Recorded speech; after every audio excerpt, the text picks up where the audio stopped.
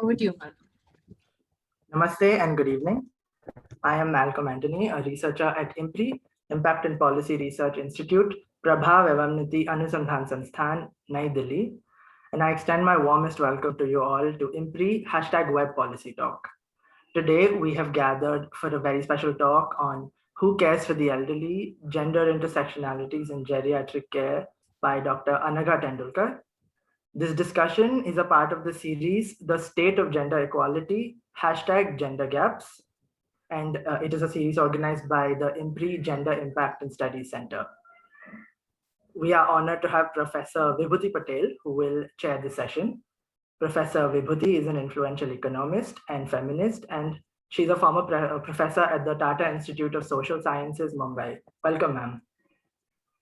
We are delighted to be joined by Professor Vina Vaswani, Dr. Anand P. Ambali, Professor Urmi Nanda Biswas, Mr. Sailesh Mishra as discussants for today's talk. With the permission of our chair, I would like to introduce our speaker for today. Please go ahead. Dr. Anagha Tendulkar is the head and associate professor of the Department of Sociology at Sophia College, Mumbai. Dr. Tendulkar has rich professional experience in the fields of social gerontology and research. She is a life member of the Indian Sociological Society and a member of the International Sociological Society. Also an honorary member of the Federation of Senior Citizens Organizations. Ma'am has been instrumental in improving geriatric care facilities in the Greater Mumbai area. Thank you for accepting our invitation, Dr. Tendulkar. It is also my pleasure to introduce our panelists for today. Professor Vina Vaswani is the director at the Center for Ethics and professor at the Department of Forensic Medicine and Toxicology at Yenepoya deemed to be University, Mangalore. Dr. Anand P. Ambali is a professor at the Department of Medicine and Geriatric Clinic at the Shri Patel Medical College Hospital and Research Center, Bijapur. Professor Urmi Nanda Biswas is a professor at the Department of Psychology at MS University, Vadodara. And Mr. Sailesh Mishra is the founding president of the Silver Innings and founder of the A1 Snehanjali Assisted Living Elder Care Home, Mumbai. I extend our heartiest welcomes to our discussants. We look forward to learning more from our esteemed panel on an important issue such as the one at hand. I now hand the session over to Professor Vibhuti Patel, our chair, to give the opening remarks and to invite our speakers and proceed with the deliberations. Over to you, ma'am. Yeah. Thank you, Malcolm Anthony. And first of all, I would like to thank Dr. Arjun Kumar for accepting such an important panel discussion and giving the platform of IMPRI for such an for deliberation. And I also thank the discussants who are also renowned and highly experienced in their field. We all know that elderly care has been a very important concern for all the Asian countries and especially in India because the population pyramid is becoming top heavy. We have TFR, total fertility rate is going down. So there are less number of young people who can look after the elderly. Life expectancy has also gone up and there are families where you have 4 generations of people where young couples are there, their parents are there, their grandparents are there, and even great grandparents are also there to be looked after. Now, the earlier researches in the area of gerontology and geriatric care has shown the power relationships at workplace, which are constructed by power structures. The processes related to power always influences the working condition of the working group involved. So now, because now more and more paid care work has been happening in our country, and most of the middle class they hire the people who look after the elderly people. So that is a very important concern that we have. Another concern is that various types of experiences of professionalism or of the collaboration, intergenerational collaboration, and also experiences of discrimination that the elderly people are facing. We also know that some renowned people who also in India, it was Professor Latika Sarkar's case, which was filed in in the Supreme Court of India, which was responsible for getting a new law regarding the protection of senior citizens in the year 2010. So we know much about caregiving women compared to caregiving men, and caregiving spouses compared with caregiving adult children. We know less about the intersections of relationship of gender, geriatric disabilities, life diseases, loss of spouse, demand tremendous emotional and physical energy, as well as medical care. Daughters experience highest burden. In fact, in my family, I don't know a single case where a son, married son, has looked after the parents. It is basically the daughters, even are either unmarried or married daughters, who are looking after their elderly people. If they are married, both in-laws and their parents, and working women, they have a more decision-making power to assert that they will look after their biological parents. So it's a question of also the self-esteem, and suggesting the role is less salient for their self-identities. Wives emerge as the most vulnerable when it comes to the elderly people. Scholars have accepted usefulness of intersectionality framework for understanding positive cognitive well-being and negative affective well-being. To discuss these multifaceted challenges in the elderly care, today we have with us Dr. Anagha Tendulkar, who is a sociology professor, and she will initiate the dialogue and our discussions. Professor Vina, Vaswani, who is a medical practitioner and personally looking after 3 elderly people in her own house, so managing the multitasking, both the professional work, which is also extremely demanding as a forensic expert in the Yenepoya Medical College, and also the personal front, which is where the day-to-day new developments take place. Professor Urmi Nanda Biswas, I have known her for more than 2 decades. She's heading psychology department of a prestigious Maharaja Sayajirao University and conducted innumerable research projects, and currently also her project on geriatric care. She has a global experience, so she can also provide the comparative picture, what is happening in the Scandinavian countries where she has done a lot of multicentric research projects. And we have Dr. Anand Ambali, who is also an expert in the geriatric care as a medical professional and as a psychiatrist. And Mr. Sailesh Mishra, our own from Bombay, who is running a very, very prestigious institution called Silver Innings, which looks after hundreds of elderly people, both who stay in their campus and also those who are they also in terms of awareness generation and public education on the elderly care and the geriatric care. So now I request Dr. Anagha Tendulkar to provide the perspective on the theme, which she has titled as Who Cares for the Elderly? Gendered Intersectionalities in Geriatric Care. Over to Dr. Anagha Tendulkar. Thank you. Thank you, Professor Vibhuti. I want to definitely begin by saying that I want to thank the IMPRI, the Impact and Policy Research Institute. I want to thank the GISC, wing, the Gender Impact Studies Center, New Delhi, for thinking about making a section like this, which is very important, very relevant, very befitting as far as the regular general times are concerned. I want to, I feel very indebted to Professor Vibhuti Patel, who has been unconditionally saying, okay, if you have some knowledge, let's share it together. And that unconditional understanding of the fact that knowledge will have to be shared, experiences have to be discussed and deliberated, is something that I have seen constantly in Professor Patel. So thank you, Vibhuti, for, initiating a discussion like this. Indeed, I'm laced with such wonderful people today that, this idea of being a speaker doesn't really give me a high, because I know that every discussant is going to bring today to the platform a lot more than what I'm going to be saying. So at the very beginning, let me just clearly say that this is what I have in mind. See, for a long time, geriatric care, senior citizens, has been looked at as an area for people who are doing social work. And I totally appreciate the need to be doing social work in this area. But what we have been lagging behind is the academic understanding of it, good documentation, the continuous dialogue between what they want and what we can give to them.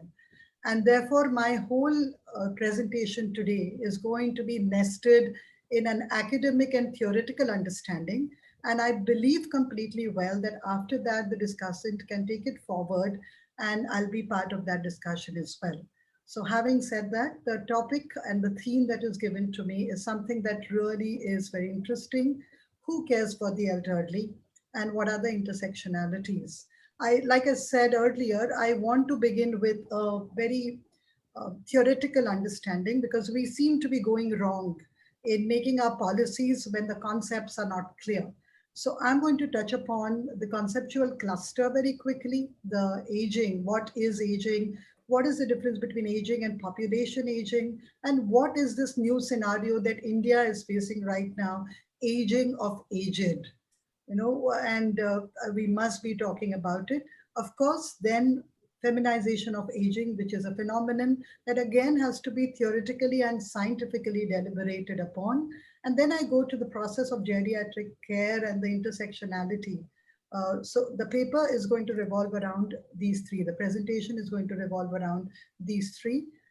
I go with the first section without wasting time. I want to say that we got to understand what is this individual aging, and something, the definition that is available everywhere. But I want to stress upon the fact that, it is a universal process. That means everybody ages. I age and you age and everybody ages. It brings about changes in the body and the mind of a person, along with its gradual impact on social life as well as your lifestyle. So you are not in a cocoon, you're not in a bubble where you think that you are not going to be aging at all and others are aging.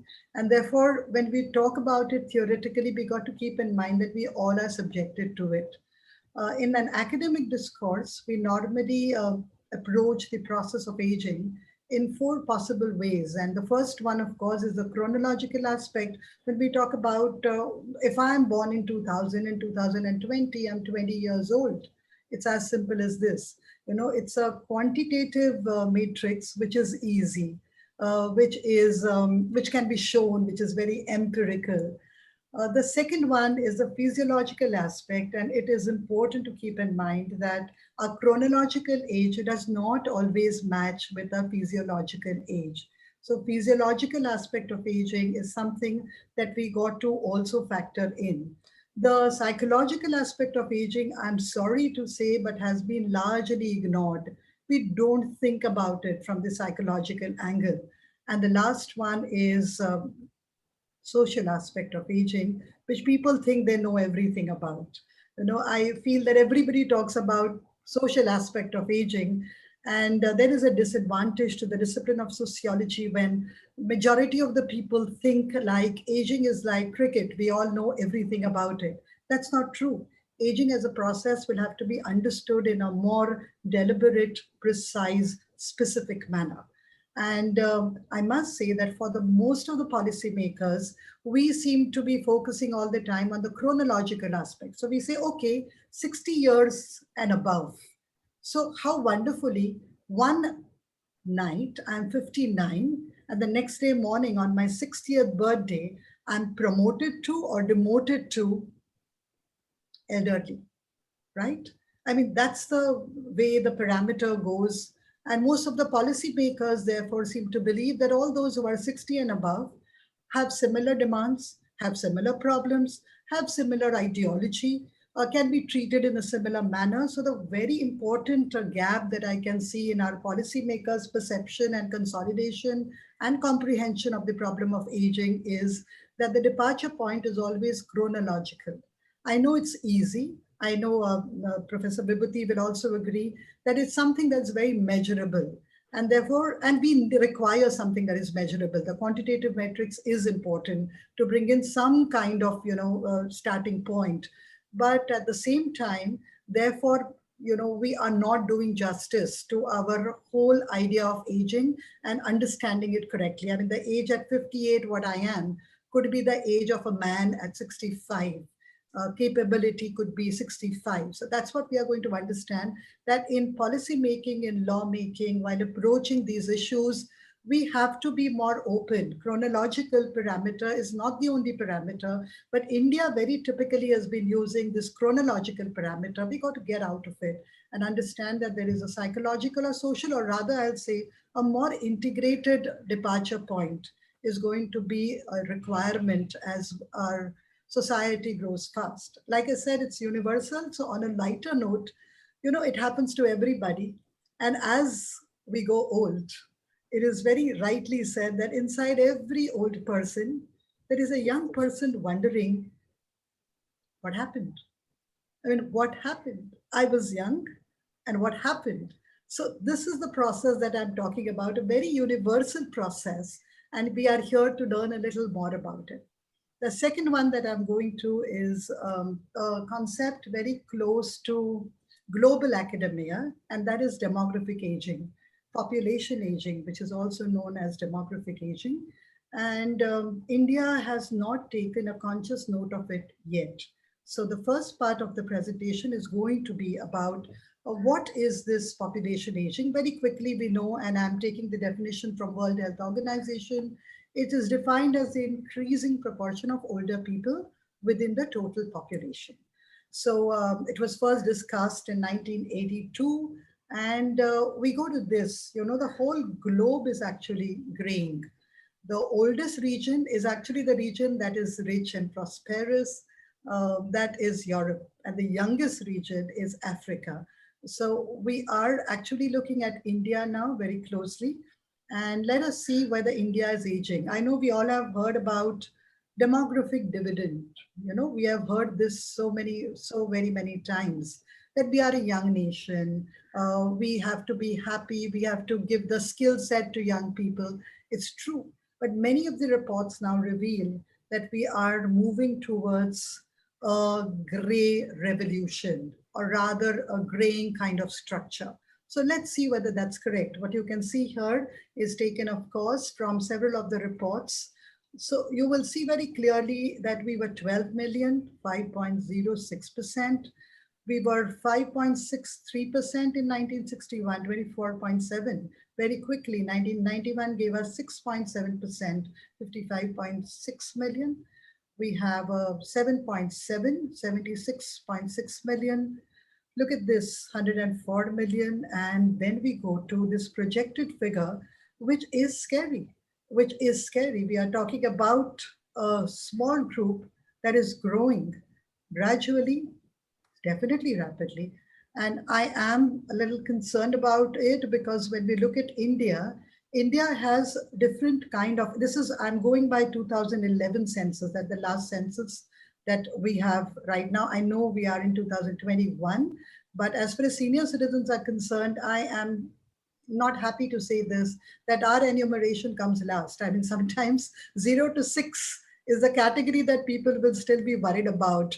But when it's old people, it's a perishing species. Why should we worry about them? So particularly and very typically, census will give you data with regard to senior citizens late, and researchers will keep hunting for it. So yes, I have laid my hands on current data, but right now for a presentation, I said 2011 census is the most dependable one, because that's the most uniformly available one. So we know right now, and I don't want to read this, all esteemed audience are looking at it, look at our variations as far as our states are concerned. So we are starting straight from 12.6% in Kerala to Uttar Pradesh coming down to 6.8%. And then we are talking about a common policy at a national level for senior citizens, without even realizing that every state is going to be different, and requirements of every state are going to be different in terms of financial policy making, social intervention, political capturing of these capacities, their participation in work, whether they are going to be participating in an informal manner, in which manner are they going to be participating, whether they are literate, whether they are illiterate. So, there are situations that we have to still factor in. Another very interesting one is the phenomenon in India that now you can see, and that is of, well, aging of the aged. We have been saying that, okay, what happens to old people? And I have always read this while reading many of these articles. old people die. So let's start worrying about death. Philosophy of death is what we teach senior citizens. Well, why? I mean, we are going to be living for a long time. We have heard things like people have superannuated and people have lived after that for a long time. So longevity is a feature that all of us are aware of, India is aware of. And with increased longevity, what has happened and something that we must keep in mind when we are doing policies is that the process of aging has become lengthier at an individual level. It is more protracted, it is more drawn out.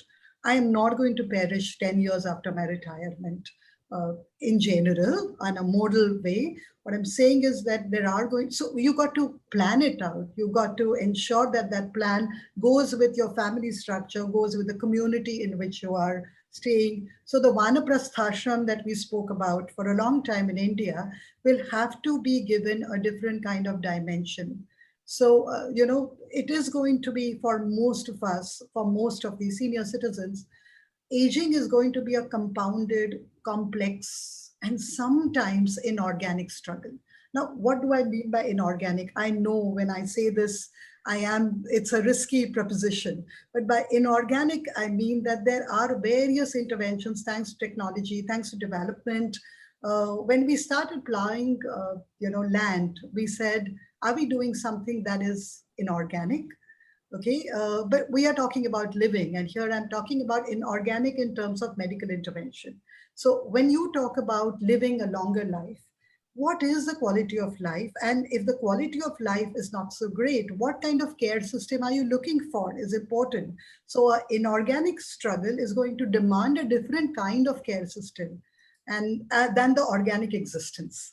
So longevity, even now in India, is not a very organic existence. It's something that we got to keep in mind. We are still struggling as far as the continuum is concerned, as far as the progression is concerned. And so I've taken the liberty of calling it inorganic struggle.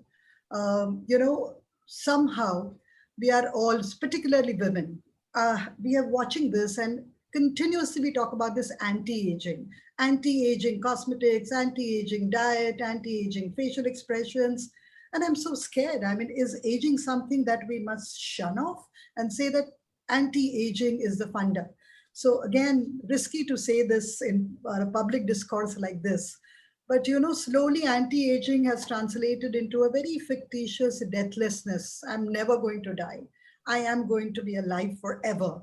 And inorganic, manufactured immortality, as I want to call it, again, a new concept, but is worrying because when we make laws, when we make guidelines, when we talk about care system, we got to keep this in mind. This manufactured immortality is going to require a different kind of treatment to keep senior citizens happy. So I'll go further. If I have set the scenario and if I've set the ball rolling and if you all are thinking about it, I want to go to a closer aspect, and that's about feminization of aging.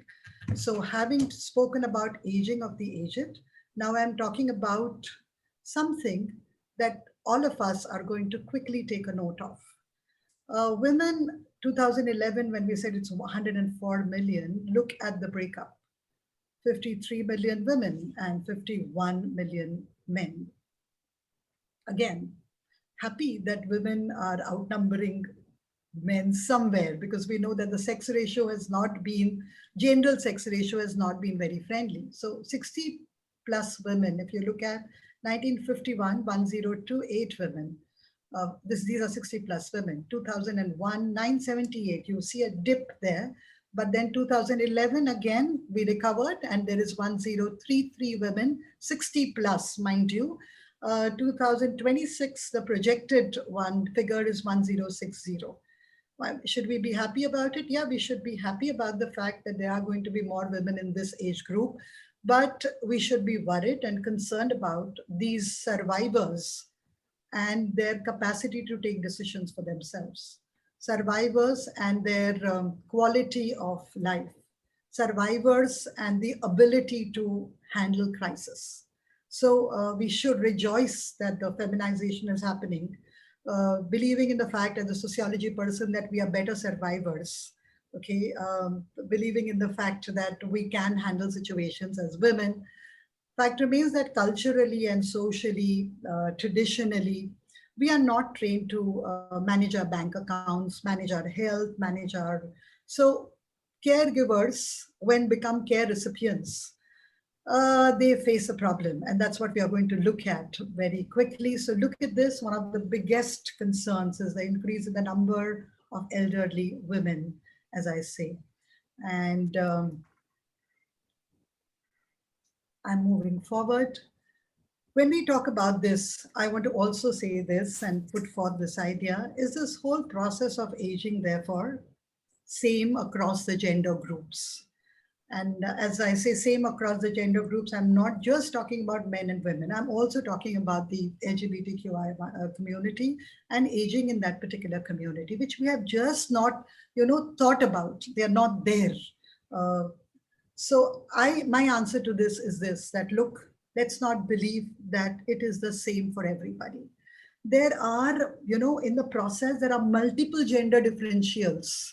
Not just 2 or 3 of them, there are multiple, because our pace of aging, our nature of aging, our quality of aging, all of this vary for different gender groups. Then we'll come to women further. I mean, as Professor Vibhuti correctly said, my aging will also depend on what kind of life course experiences I've gone through. So as a married woman, how have I aged? As a widow, what is my aging process like? Well, wait.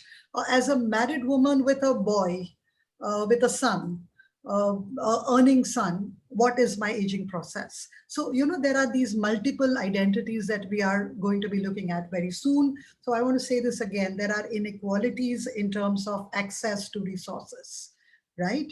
There are inequalities in terms of opportunities, resources, space, explorations, experimentation, and risk. So let us get this idea very, very clear that, aging is a variable, and it is definitely a gender-specific variable. We got to understand it. For men, let's get this. We just talk about elderly. So when I say that women have not been documented, whatever is documented is about men right now, and we call it elderly. But again, about men, it's interesting. We are talking about their phases of retirement. We are talking about their separate, kind of aging, but we have not given them their unique existence as well. I mean, if we have lost our unique existence in this aging matrix, even men have been given a common existence of elderly, and they also have their special problems. So their wear and tear is of a different type than women and their wear and tear. So, for LGBT community, I have said this long ago, that there are some countries where you can see some kind of documentation happening. But generally, lack of research, lack of documentation as far as many of these communities are concerned, and they just perish. They're not there. So that is really sad. So our great evolution right now is marked by, let me say this very openly, vanishing women. Vanishing, they just vanish. They're not there. Missing men and invisible others is not there at all. I'm moving towards the last part, and this is where I would want people to focus and understand further. Who cares for elderly? We say typically in India, it's family, right? Beyond that, you go to community, and you have governmental agencies and the non-governmental agencies. And so happy today that, we all are sitting together. We are like representatives of different of these clusters, and we are going to be talking about this. But I would want everybody to be, factoring in while discussing these ideas, that when we talk about community, as far as India is concerned, old age homes exist, but well, decent old age homes at a reasonable cost is still a dream as far as India is concerned. And paid old age homes are increasing in number. And for elderly women, very interesting to note that many elderly old age women, old age centers are called widows' homes. Yeah. And it's like, okay, Fine, what are you trying to tell me? So why can't they be called women's old age homes? Why should they be called widows' homes? So there are these cultural nuances that we will have to catch and we'll have to repair before we set on this, journey of understanding what Indian society and aging is. Senior Citizens Associations, I have visited practically 100% of those, but 10 years ago, new ones have come up. Now they're predominantly elderly men. Otherwise, there are couples, but there are very few senior citizen associations that are just for women. I can name a few of them, but very few, very few. Daycare centers for elderly, again, you don't have daycare centers for women as such. There are daycare centers. And I guess none of these community centers, therefore, even remotely recognize the existence of others. I mean, that LGBTQI plus is not there at all, and it's too much to accept. Expect that to happen right now to Indian society. We are right now caught up in a very, very interesting dynamics. There is a patriarchy and a patriarchal setup. At the same time, there is a feminization of aging. So what you do see is that there's a pressure and there is a lack of equilibrium, as you can see, that as women, feminization of aging happens, there is more and more of de-empowerment. As I age and as I live longer, in a modern Indian society, I don't become more powerful. Gerontocracy, which did prevail earlier, perhaps, where seniority was deemed as important, that seniority is something that's taken away from me as I lose my partner, as I lose a patriarch. So there is a overarching patriarchy that is making feminization of elderly increasingly and exceedingly difficult. Very difficult. I mean, there's a point where we remember about this sati and we say that, why was sati conducted? Because a woman did not see her existence beyond her husband's death, husband's existence. Now here we are saying sati is abolished. But imagine feminization is coming up. We don't have policies, but feminization of aging is coming up. So where are we heading? I see it as a completely anomic aging paradigm where, hegemonies will have to be relooked at and reworked at. I want to quickly, in my last bit of discussion and with the permission from the chair, 5 minutes more. Thank you so much. Thank you. I want to bring this, of course, to the forefront. We know that Crenshaw in 1989, when spoke about intersectionality, and I have dwelled upon, I've read a lot about this, Leslie McCall talking about, there are different complexities when you categorize people, intersectionalities. So what I was talking about right now was this, that there are anti-categorical, which implies that there are categories, like I said, a married and single and live-in relationship and a woman. These existent ones will have to be deliberated upon further. They are not the ones that we have to go with. So anti-categorical, we will have to go. We have to think out of the box and think about these emergent categories, okay? The intra-categorical we'll have to keep in mind, a fair, a good-looking old woman as against a woman who has not really enjoyed the gaze of people and has not really enjoyed the beauty part of it. There is an intra-categorical, there is a poor woman and there is a rich woman. There is an educated woman and there is a less educated woman. There is a working woman and there is a never working woman. Within working woman, there is a working woman who worked in formal sector and holds her, retirement things in her kitty. And there is a woman who has worked extremely hard, but has been part of the informal sector and has nothing right now to rely on in her financial crisis. There is an intercategorical complexity that we will have to look into. A very simple example, a relation between an aging sister-in-law and a daughter-in-law. Very interesting, sociologically, very, very interesting. When we talk about aging daughter with an aging mother and her relationship as far as caregiving is concerned, okay? The aging daughter-in-law who says that I'm not going to look after your mother to her husband. The intercategorical complexity is something that we will have to again think about.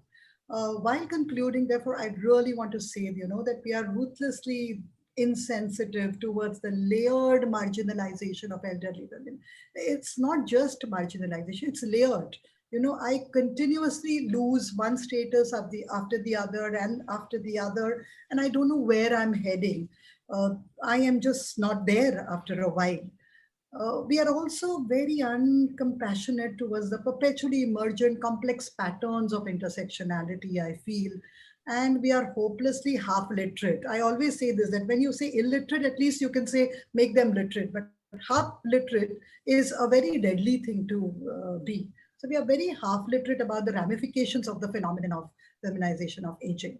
So I want to say this as I conclude that, you know, number one, a conscious understanding of the fact that there's a distinction between geriatric care and gerontological care, which we have not taken care of. I'm going back to concepts, and we must understand this.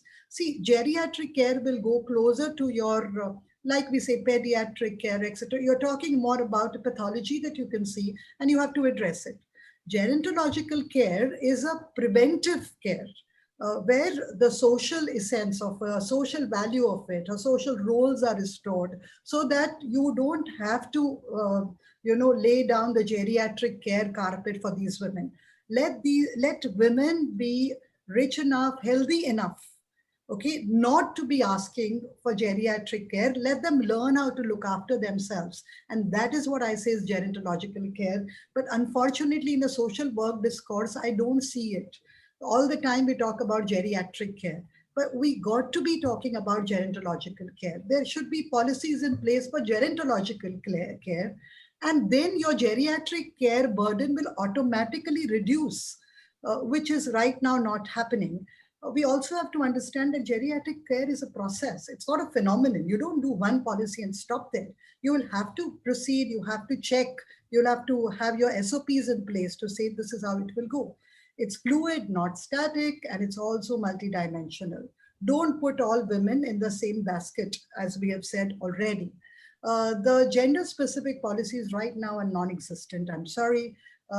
We are taking marginalized groups as very homogeneous and very passive. You know, they won't say anything, so we are giving to them. They are recipients of it. No, make them part of it.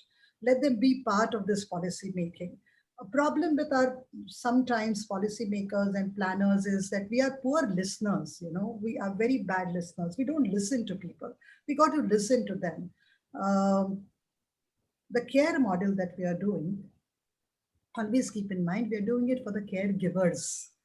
And very traditionally, women and their narratives, nobody listens. So when I go to the concluding comments, this is what I'm going to be saying very clearly, that we have experts, psychology, expert from medicines, we have expert from you know, social work, and we have expert from forensics side, etc., etc. I am waiting to hear from them how this care model can be molded for caregivers. Those who are not asking for this help, they are not saying that this is a prescribed requirement of mine. So how do you reach out? How do you make them part of it? How is it that we are going to give them the required dignity? Okay, and I want to end with this last slide, which is very, very interesting. All women are actually saying it, but it's not heard. Okay, so let's get this really going. When you see me sitting quietly like a sack upon a shelf, don't think I need your chattering. I am listening to myself. Hold, stop, don't pity me. Hold, stop your sympathy. Very important. You know, we'll have to keep this in mind all the while. We do this mistake. Okay, understanding if you got it, otherwise I'll do without it. When my bones are stiff and aching and my feet won't climb the stair, I will only ask one favor. Don't bring me no rocking chair. When you see me walking, stumbling, don't study and get it wrong. 'Cause tired don't mean lazy, and every goodbye ain't gone. I'm the same person I was back then. A little less hair, a little less chin, a lot less lungs, and a much less wind. But ain't I lucky? I can still breathe in. On that note, I want to stop here, hand it over. But yes, before that, I want to share this quick picture, which I will do later, which I'm using from a friend who has clicked it. But over to you, Professor Patel. I hope the presentation has gone well, and I hope it is taken care of. Thank you. Brilliant. Extremely erudite presentation with tremendous academic rigor and also the conceptual clarity with which you have spoken. I just wanted to add 2 points. One, the way society treats, even the enlightened families treat the elderly, they are not to be seen, not to be heard. Because patriarchy says women are to be seen, not to be heard. But when it comes to elderly women, they are not to be seen and not to be heard.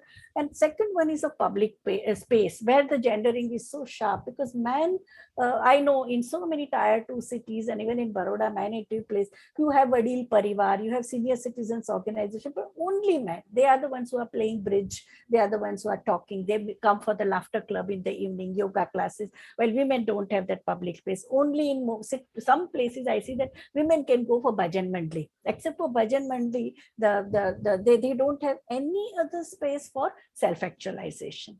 So I think this is a very, but your presentation is extremely touch both head and heart. And I think we need to do, as you rightly said, that we need to do a lot of work, and especially this the clarity with which you say the geriatric care and the gerontological concerns, which also bring out intersectionality and the political economy in which the problem is situated. Now I come to Professor Vina Vaswani. You have been a medical practitioner. You work in you are both teacher and clinician in the medical college, and you also look after the elderly people. Now, from both your personal experience and professional experience, how would you respond to Dr. Anagha's presentation, and what are the policy implications of today's discussion on geriatric or on elderly care? Yes, Professor Vina. Shall I just respond, or should I have a PowerPoint, or how would you like me to go? PowerPoint. Yeah, okay. First of all, I would like to place in record my admirations and the way of embeddedness I felt when I was looking at everything that Anagha was expressing, because we all have been there, experienced it, felt it, and we're trying to crystallize it, because nothing what you said is far from truth. It is the truth. And that's what we are going to, and even I'm going to bring to table for today's discussion. So can you see my screen? Ma'am, we can see your screen. You can go full. Yes, it's working. Thank you. Good. Thank you very much. Yeah. So who cares for the elderly? Gender intersectionalities. And Anagha has already made my work much easier, because she has discussed the concept of aging demography, where a lot of us are going to get there. But this generation, does it even think that we are going to be there when they are young? It is the feeling, if you don't have it, then you can't get it. So it's for all of us to think that we are today here, but we soon going to be in the other domain. I would like to recall from the movie Saransh, when the couple were going through a lot of woes, of bereavement, of loneliness. But it's not just a movie on the screen. What it transforms into us, what it touches into us, is we all have gone through either the companionship, the woes, the loneliness, the woes, the problems which are of multiple dimensions. It is not a linear equation that you can say, okay, he has lost job, so he's very sad about it. Okay, he has lost son. So no, these are all complex cases that are interwoven. It's even difficult to tease the fiber one from the other. So what happens with the elderly, basically starting right from access to the healthcare. Many of us, we know that younger you are, you impress people. You don't even stand in line. You can just jump your queue and get examined. But what about an old person? He waits patiently only to be defeated by others who jump the queue. So why is ageism such a problem? Because we are losing sensitivity where we ought to not lose it. Because it's a multidimensional issues of physical ailments. Because once a person is having an ailment, chronic illness, slowly the self-esteem goes down. A person feels he's not capable of doing much. And in that self-esteem, if we as health carers, we as general public, we can cut it still further by, hey, you wait, you're not emergency. We see somebody else. And this is not a new story. It does happen many places. Same thing with the banks, same thing in the healthcare. You know, a person cannot climb stairs, but the bankers don't make it a point to send somebody to get a signature. My mother-in-law even now has to struggle to climb the stairs. Why? Because bankers are at that level of youth where they don't care. If you're accessing bank, you better come, you better climb the stairs, you better see me. So it's for us to remember that when we are there, how would we like to be served? Not only talking of the couple, but also of the female, because like Anagha suggested very well, and it's from the facts, that of 15 million elderly people in India, they live all alone by themselves. But 3/4 of them are women. Why are so many women? Because they're hardy, they outlive men. And they're younger compared to men when they get married. So 1 in 7 elderly persons live in a household where not one member is below 60 years. So can you imagine then what would happen from morning, fetching vegetables, milk, grocery, medicine, healthcare, paying bills, all other things? Is there something in place for them? Is there maybe a policy level decision to help them out, or a community level decision to be in place? But I always think if a community does it, it is good, but do not think it's a charity. Because I always look charity as a second-class duty. You give it as the right, it's a first-class duty towards them. Now, Anagha also talked about Kimberly Crenshaw's intersectionality. It's a very beautiful concept where multiple factors influence a person, a multidimensional understanding of identity. When I'm asked this question, especially when I'm abroad, define yourself, I think it's one of the most difficult things to do, because I'm not just a professor. They may be interested in listening to that, but I'm also a daughter, a daughter-in-law, a sister-in-law. We have an interrelationality and a network of relationality, which makes it complicated when one part is very heavy. Then you see somewhere the balance is lopsided.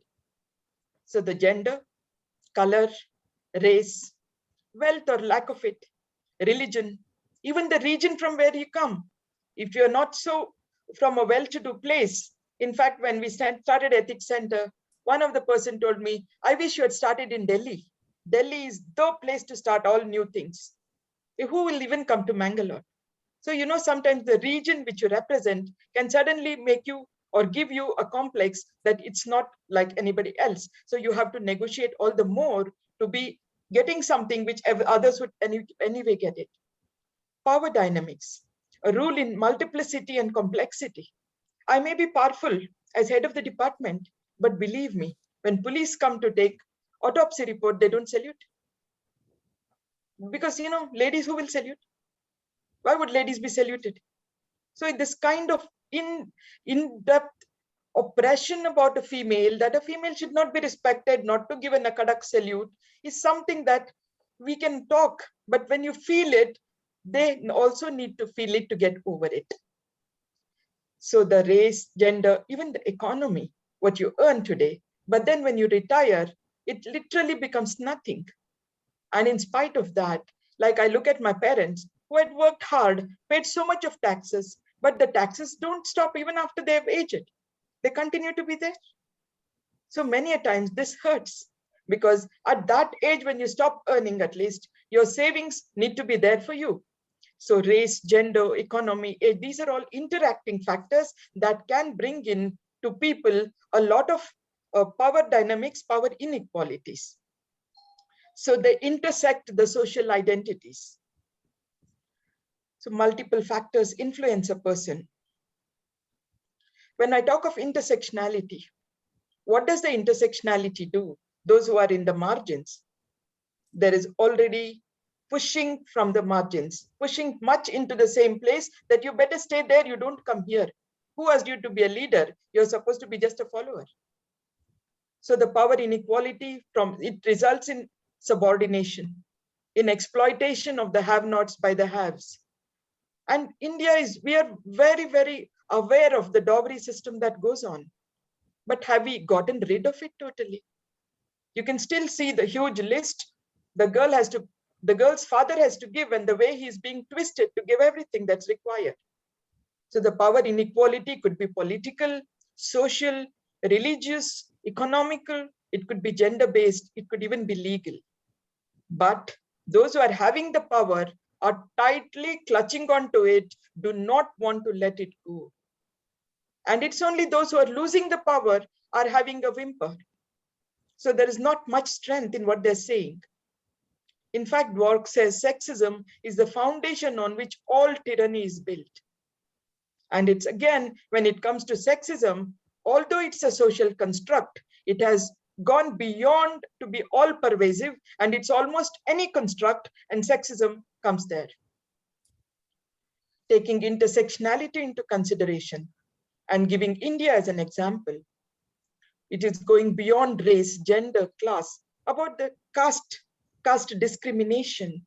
And why then is our education not able to instill this, that human beings, humanity is more important than caste? So sometimes I think education has no meaning if a person cannot discern right from wrong, good from bad, virtue from vice. But we tend to agree with that in mind, but not from heart. So go back to the system, and then we have people killing one another on a frivolous charge because they belong to some other caste. So the intersectionality brings associated oppression, a classism, sometimes homophobia, sometimes xenophobia. If you're a foreigner, you are the target many a times. Nativism, because they are looked down upon. Ageism, where we don't want them. We just want everyone to be very young. In fact, I remember a time when one of my most capable friends had applied for a job, and she was very good at it, but she was denied because she didn't color her hair that day. And the committee thought that she looks aged. I mean, I would think, wouldn't you think of experience as a starting point?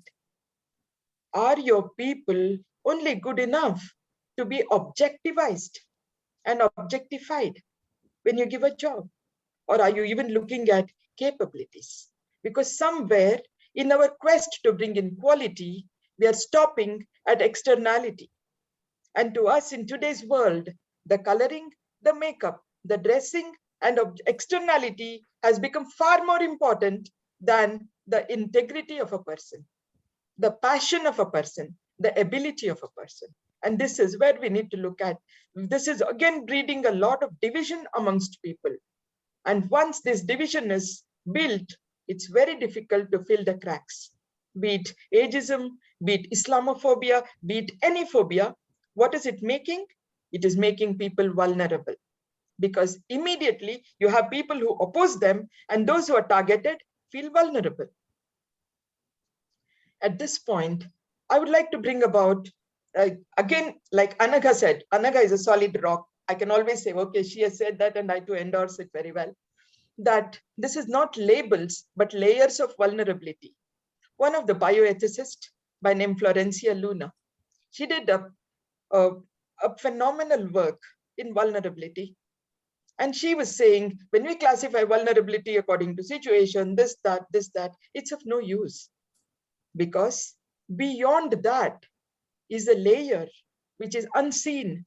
Today it is not seen, tomorrow it becomes visible. So that is vulnerability. Wellness is to injure, to hurt. And a particular people who are very easily hurt. And they are those who are living alone with mental illness, chronic illness, and any other illnesses for long standing. But as long as a woman is walking, she's a carer. She has to take care, even if she has a physical disability. She has to take care, even if she is having a bipolar or schizophrenia. Whenever she is okay, she has to take care. So the newer context bring newer vulnerabilities, newer layers. Woman as care provider for a large family. But sometimes this role is conflicting with her own personal obligation, her own social life, and other things. So even in spite of being a carer, there is always this conflict within her. Am I doing my best? Because we have been ingrained into a belief that we ought to perform, we ought to excel, we have to do the best. So somewhere a person is ground very much into it. And what about the gender differences in caregiving burden? Again, like Anagha said, women are at the forefront of caring industry. It's not even an industry because it's unpaid. And in fact, right now I don't have a reference, but it's a fact that women do 50% of the world's work, but they get hardly 10% of it because most of it is not in the economic scales. But they build homes, they build hearths, they feed, they care, but that's not accounted for. So women, that is why the stress of caregiving, the burden of caregiving is much more than the men of the same age. Since they outlive men, their aging burden, their loneliness burden is much more. And you have seen a strong woman, you always expect her to be strong even in her deathbed. You don't think that she requires to be cared at one point because she's a strong horse, So you say, okay, she can look after. In fact, married, disabled geriatric age women receive lesser informal care compared to the married disabled men of the same age. Because we always look at women as they're strong. Don't worry, she'll somehow manage. She has managed, but there comes a time where she does require care. So there's so much neglect, not only in healthcare, not only in physical, mental health care, but like Anagha said, even in the physiology, what we do, biomedical model is all male-based, masculine level. Now at the research level, what happens? Nobody wants to study the pregnant woman. Nobody wants to study a young girl. Nobody wants to study women many a times. And why? We always say that, okay, they're vulnerable, but then do we account for their bodily functions being different? They may be responding in a separate way, in a different way, which we need to be aware of. Do we even take that into consideration? So especially research is one thing, they are very heavily ignored.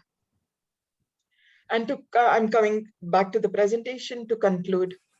All over the world, women are primary caregivers. In spite of suffering, having their own disability, even malignancy or mental illness. Role strain occurs because there is an expectation of different roles from the same person. And the person wants to follow this, she wants to excel in this because it's ingrained. You have to do better, you have to satisfy the caretaker. You're giving care, somebody who's receiving should be happy. So in doing these multiple functions, a woman always feels the role strain. And role conflicts also occur because as a wife, I might neglect my husband, or as a mother, I may neglect my child, or my mother may feel that I'm neglecting her. So in spite of all this, there's a possibility of a huge role conflict. And I keep thinking, what am I doing well?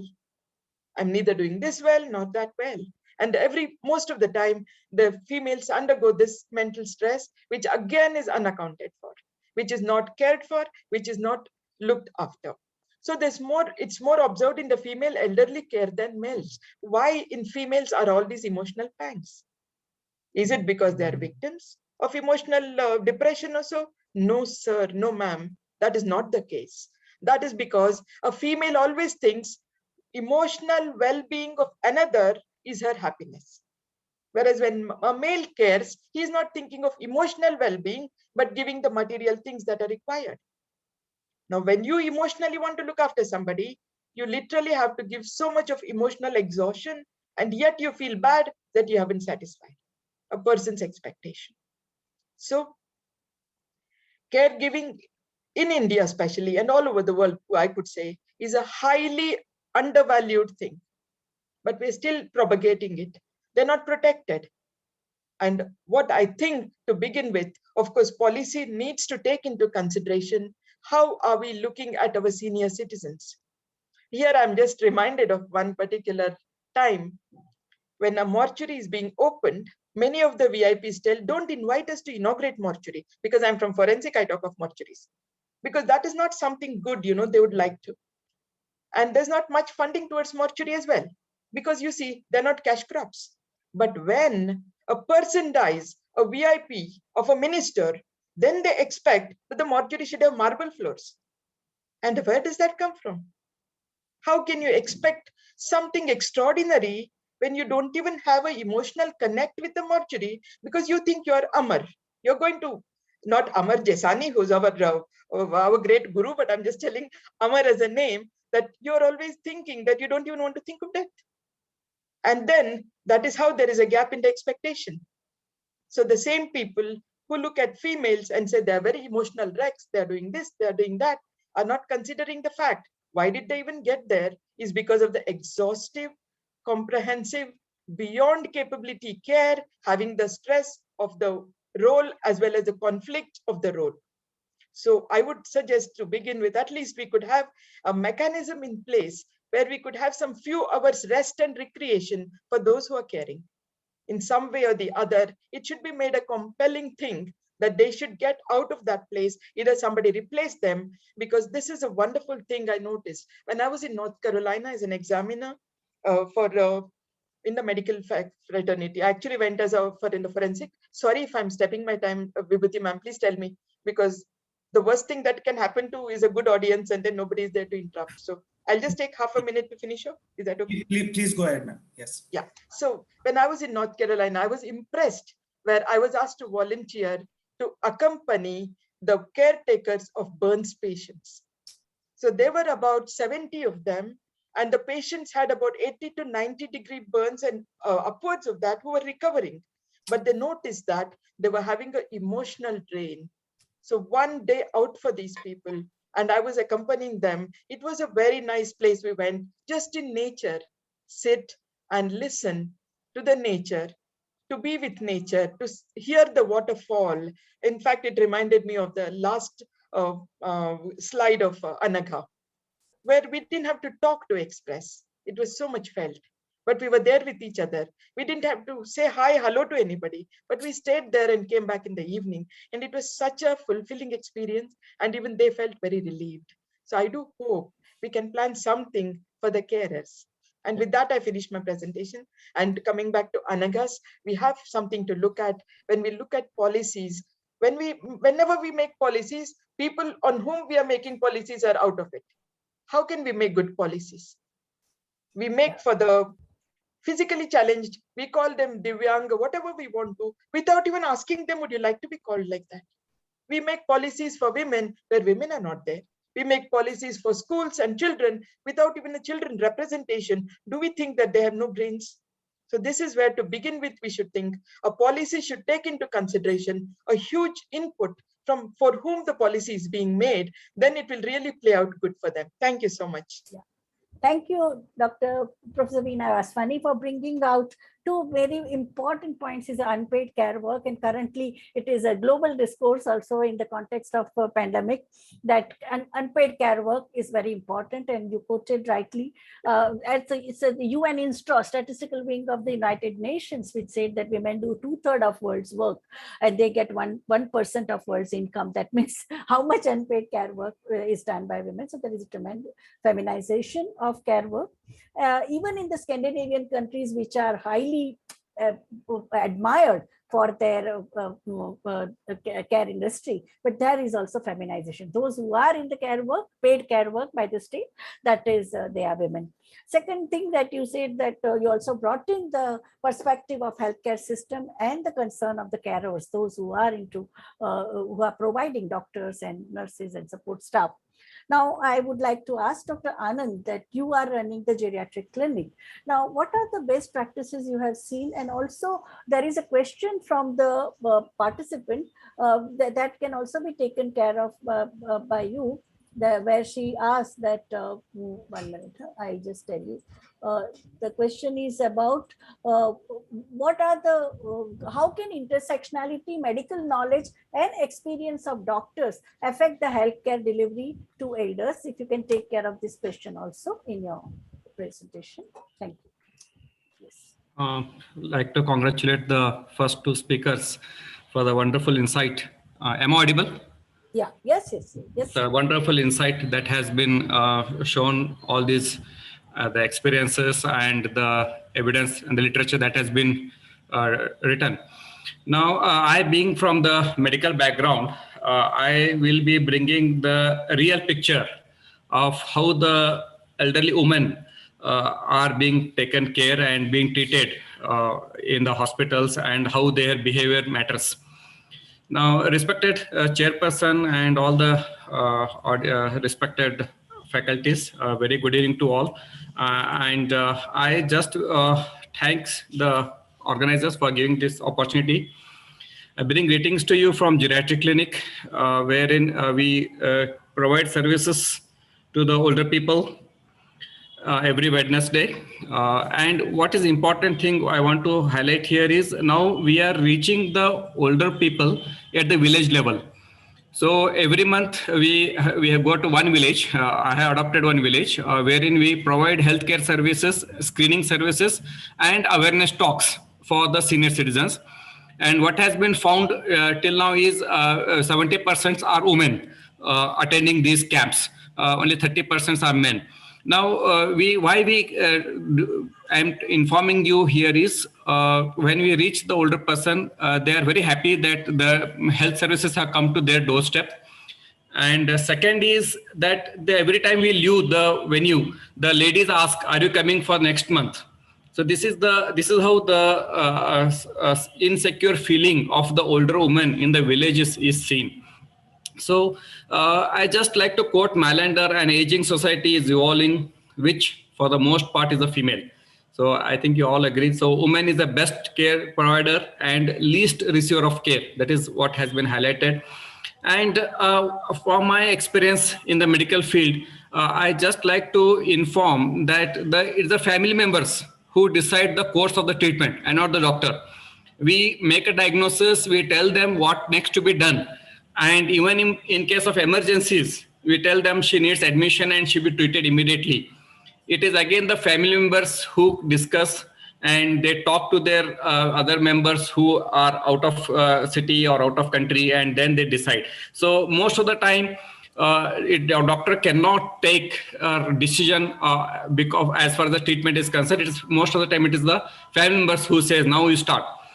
And as far as woman is concerned, we see she spending her time taking care of her husband in the hospital, their children, and for them sacrifice has become a rule. And second important point, what I seen in the providing the care for women is the woman with pension. She receives the best care from the family. Okay, so though she may be rich, they don't get much care. But those who have a pension, the older people's, women's family members, they keep coming and requesting, ensure that she survives. Because on her pension, the whole family runs. Okay, and despite all these things, as the previous faculty said about ageism, yes, it is there in all the areas where the older woman or elderly visits. So I had an opportunity to publish an chapter on elder women's health way back in 2013. Thanks to Dr. PKB Nair from Cochin, Trivandrum, where we had published an chapter and we were studying about the health prospects of the older women. And I just like to share a brief view of what all we have come across as far as women is concerned. So what was my question was why women reach the health facilities late? Of course, financial constraints, as has been mentioned. Most of them are staying alone. They don't have anyone. So they had to wait for the caregiver or the daughter or the son coming from other place and then shift to the hospital.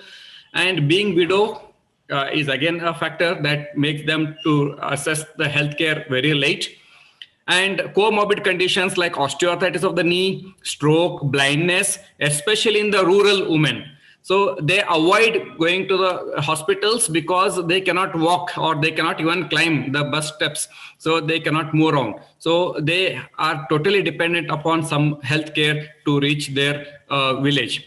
And of course, children's, they ignore them for their medical attention. If a child cries, within 1 hour, he is with a pediatrician. If the old lady cries, chalta hai, kal dekhenge, aaj time nahi hai. So that is how the concept is taking place now. So most of the time we see the older woman is brought late, whereas even the old man is brought early to the hospital. And women are also smart. So initially, if they have problem, they start using the drugs, the non-allopathic drugs, or they get the drugs from the medical store and they start using it. And of course, some people, they use the drugs meant for the spouse, and they owe the disease to old age. Even if they are feeling very weak, or the old lady, she had a fall, she will not inform the family for at least first 2 days till the pain she cannot tolerate. Okay, so they say that it is because of old age I had a fall. Now appetite is reduced because of old age. So this is how the elderly woman has a concept. And most importantly, when we ask the lady why we are coming late, she says, my I don't want to burden my son's pocket. So this is how the sacrifice the women are doing just to keep their children happy. So what are the common medico-social issues that we come across apart from these non-communicable diseases that we have? Not only the diseases, their complications, diabetes leading to blindness, still we are getting, diabetes leading to cataract, yes, we are still getting, and fractures of femur bone where cannot be operated. And that is the last time she has seen the hospital. She will be bedridden in the home, and whatever care the family members could afford, they provide for her. Incontinence is another important issue in women, which she hides, and because of which she becomes socially isolated. She doesn't want to be among the friends, or she becomes socially isolated. That leads to loneliness and so many issues in the home. And most importantly, malignancies like cancer of the breast and the cancer of the uterus are very common in women. Again, most of the time they don't receive the complete treatment. Depression, loneliness, and self-harm are very, very common in elderly women. So in our study, which we published recently, we found that 30% of our study population were females who had attempted suicide, or they harmed themselves just to end their life, not able to sustain the abuse that they have been in the home. And widowhood, again, as has been discussed, and abuse and neglect are very, very commonly seen nowadays. We are getting older women, especially in emergency departments, for hypoglycemia because they are not fed properly, and though they take the drugs for diabetes and they are not fed properly, they'll end up with hypoglycemia. So what matters again for the women's health is that tobacco chewing. It is very, very common practice by the women in India, especially in the rural setup, consuming tobacco. And why you are eating tobacco? Just because they say that I have got a toothache, so that's what I'm using. So that is the reason just to eat that, chew the tobacco. And that leads to hypertension, malignancies, and heart attacks in the older women as well. So that it is, most of the time, it is the behavior issues that it brings to the woman. And this is a common scenario which I see whenever I go for a senior citizen forums where men dominance. So I keep telling the organizers that let the man come with his wife, accompanied by his wife, so that she also understands what's happening, and the awareness talks she can even attend and learn something about this. Now, to overcome all those things, we at our hospital and the medical college, we conduct such health checkup camps exclusively for women. So this is what we have been doing, and we are trying to screen them for diabetes, hypertension. They are usually from the BPL strata, the lower income places, and more number of them come attend. And there we also give an awareness talk for them and screen them for diseases. The most important thing that what we have seen in our practice is these elderly women are subjected to the very heroic act, like they undergo brandings. This is what the lady you are seeing having the branding marks. She has, because she had a pain, she has a headache. So she was taken to the faith healer, who with the burning rod had given punches all over the face. And after 2 days, she had come to us. She was in shock, some sepsis, and on the 4th day we lost her. So this is how the women are subjected initially from the faith healer, then the non-medical, then they come to the medicine. This is what happens. This is again a very typical scenario which we come across in clinical practice. Is this lady who is seen here is 90 years and her husband is 100 years old. And every time she comes for the follow-up with her husband, she always tells, ensure that my husband still lives long. So that is the only prayer that she was. She is afraid of being widow.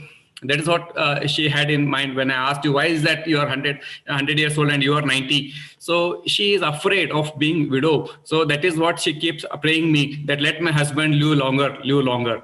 And coming to the caregiver issues, what we come across in clinical scenario, this is a lady, again, a blind. She is totally blind because of diabetes, and her daughter, she stays in other place, but for just to bring her to the follow-up, so she comes from her place, husband place, and she takes care of, brings to the hospital and provides the care. This is another lady, what we call a sandwich generation, if I am right. She's a 80-year-old lady being taken care by 65-year-old daughter. So this lady, again, she has become blind because of diabetes. Her son refused for surgeries to be done. And her sister, her daughter comes, she's 65-year-old, and she comes, takes her to the hospital and provides health services. So this is how the scenario for older women is taking place. And also the boys are taking, nowadays, this is what I'm seeing. This is a photograph just clicked recently in my hospital where the caregiver is a man, the son. So daughter-in-law is not ready to come. In such scenarios, we have seen n number of scenarios where an old lady, when is admitted, it's the son who keeps be with them for the long time, and daughter-in-laws or daughters, they try to avoid coming in such scenarios when they are critical. This is a lady, again, she was very critical. I just closed the eyes. I wanted you to see this because she had tears. Whenever I used to go and talk to her, she had tears. She wanted to say something. Okay, she wanted to convey something. So I just removed the oxygen mask for a few minutes and I just listened to her. What is that she wants? So these are the issues they try to convey. Though they can't force, but they are trying to convey, and it is the doctors who should understand this, that this lady wants to convey. This is an old lady whom we visit her home. Yeah. Sorry to interrupt. Are you sharing the screen? Yes. We are not able to see. You can go to the share screen. Fine. Between the Zoom. Fine. Oh, sorry. You can, yes. You can slowly revisit the ones we missed, no issues. No, I think I will go a little faster, then no issues. Okay, so this is what I was telling you, the lady and the caregivers, where sandwich generation and this takes place. And this is a photograph I showed, just showing you that this taken care by sons. The daughter-in-law don't want to come to the hospital. So this is what happens in, and this is a lady who wanted to convey us something. She is on ventilator and she was on many machines. When we go and said, she was literally had tears in her eyes, and we just listened to her and tried to reduce all the interventions in her, and we could give her even a good death, a dignified death, what we call for her. And this is an old lady. She keeps visiting her. She's alone, living with her daughter. Both are widow. She is also widow. Her daughter is also widow. So the lady, her daughter goes to the work in the morning 8 o'clock and comes back to the home in the evening 6. And till then she stays alone in a hut and with nobody to support her. So we provide her health services to her doorstep because she is also disabled. She is differently abled. And we are now coming across a lot of females to have a posthumous body donation. So this is a lady teacher. She has donated her body posthumous. So we at our geriatric clinic also promote those who want to donate their body after death. They can register themselves, and this is the ladies are coming forward to that. And the most very important thing what we get from a doctor's point of view is whenever a mother is saved, after a few weeks, their children come and greet us. And even this is to the extent that they honored me for saving their mother's life. So how the importance of their mother in their family is been emphasized here. And this is how, again, an old lady who cannot walk properly, she comes as support. This is again at the village level where they keep requesting us, please do come every month because I cannot climb the bus or come to your place. So if you come to my place, I'll be very helpful and thankful. So this is how these are older women are facing issues from the health prospect point of the view. So our concept of providing health to the elderly woman is to reach the unreached. That is what we are doing, through which we ensure that the health services are reached to the woman every month, and the drugs are provided, and screening for hypertension and blood diabetes are done properly, and even for cataract surgeries. And every woman should be provided opportunity and responsibilities. That is what it has been discussed by the previous speakers. And the most important thing which hurt me is one woman is neglected by another woman. So it is again the daughter-in-law, daughter who is not ready to take care of her mother-in-law or mother. So that is how we are looking for the society.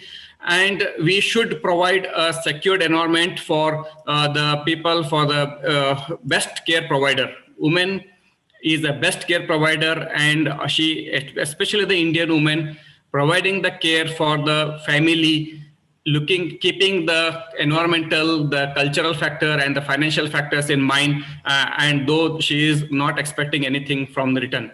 So from the doctor's point of view, their well-being and quality of life should be priority. And of course, we should look forward for the dignified death. We are practicing here end-of-life care issues, and we try to give them a dignified death in the hospital. And we always respect their views. When a woman, when we write a prescription paper for 1 month, the woman politely says, write for 2 months. If you write for 2 months, my son will purchase for 1 month. So this is how the concepts are coming. As far as clinicians or medical practice, geriatric practice concerned, doctors should be sensitized when we look at the older people, because most of the time they are trying to convey something to us. We have to look into their eyes, and we should listen what has been not told. And older women always look for the privacy in the clinic. In my clinic, when the children or the daughter-in-law goes out to bring the drugs, then she comes in again and she shares her domestic issues, what all happening in her home. And she takes one promise: don't tell to my children, this is what is happening. So this is how the women are facing a lot of issues in their own home. Most of the times they are not getting the food in the proper time. Most of the older women diabetic, their sugar levels are not controlled, and I cannot scold them. Then she politely says, my daughter-in-law gets up at 10 and provides me the morning breakfast at 12 o'clock. Then how can you expect me to have a blood sugars under control? So these are the issues.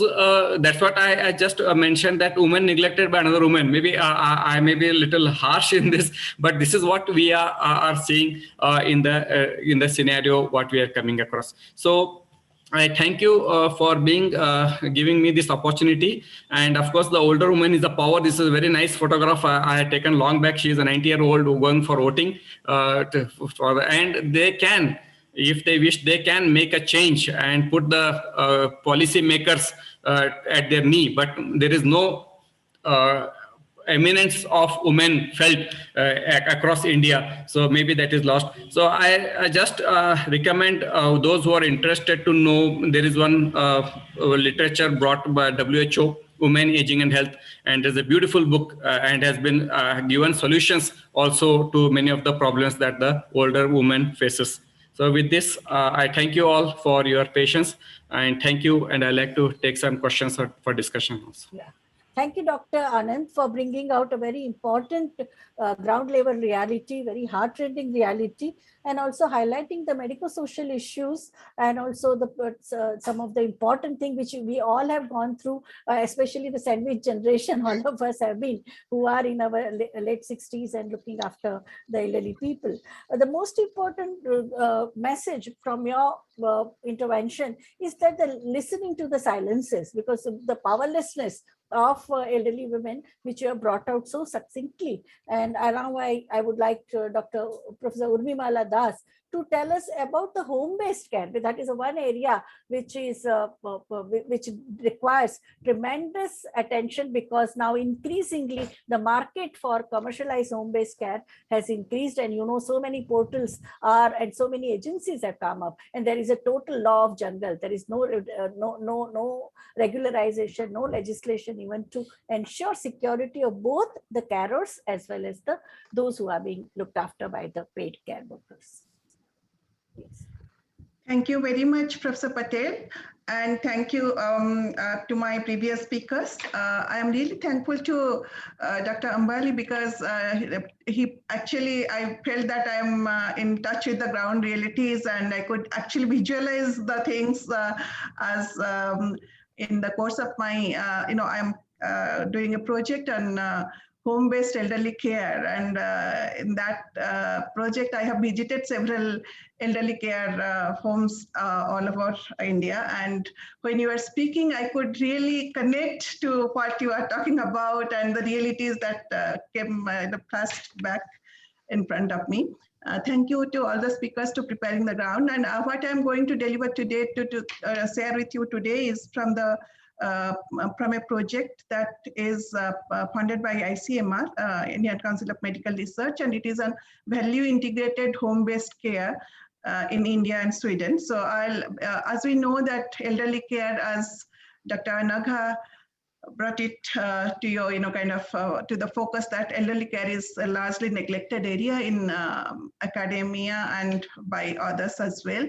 There have been several national policies, and if you glance through the policies that has been, till now in, the government has taken, to take care of the elderly. All those talk about family being the base of taking care, to empower the families to take care of elderly. So I would like to take a different, slightly different viewpoint here. So if you keep the elderly care at one hand, and on the other hand, you look at the declining workforce participation of women in India. So there is, I see a very, very indirect link between the both. So when we expect the family to take care of the elderly at home, so what is happening to the women who are supposed to be the caregivers in the family, to the children, to the elderly at home? So why as a society, we cannot evolve a system to take care of the elderly so that we, help women to work in the formal and informal workforce, and also to live with dignity, as well as we can help the elderly to be taken care of, to live in a dignified way. So I would like to share my screen with you, and in this particular project, just a minute. Is it visible to all of you now? Yeah. Yes, ma'am, you can go full screen. Yeah, I'll do it full screen.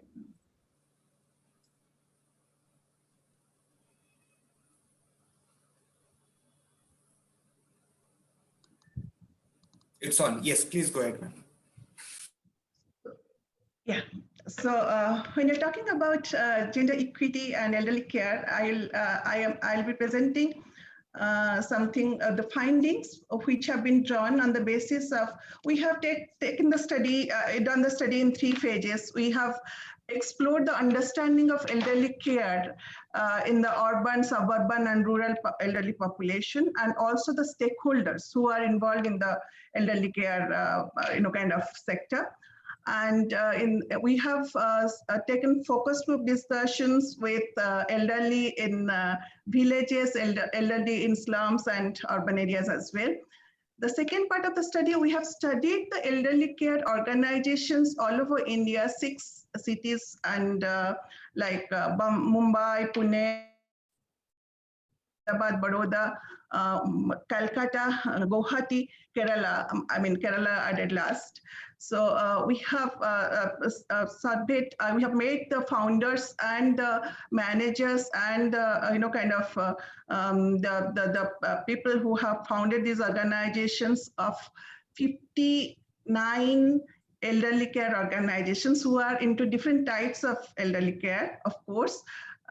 It is not only home-based elderly care, but respite care, assisted living, all kinds of elderly care, dementia care, daycare, all kinds of care centers. Then we have done surveys on care managers of this organization, a quantitative survey of 249 managers all over India, and also, what has come through the discussion of the my previous speakers here, which has emerged as a strong point, that we should listen to the elderly. We should ask the care receivers that what do they want, what are their expectations, and what are their needs.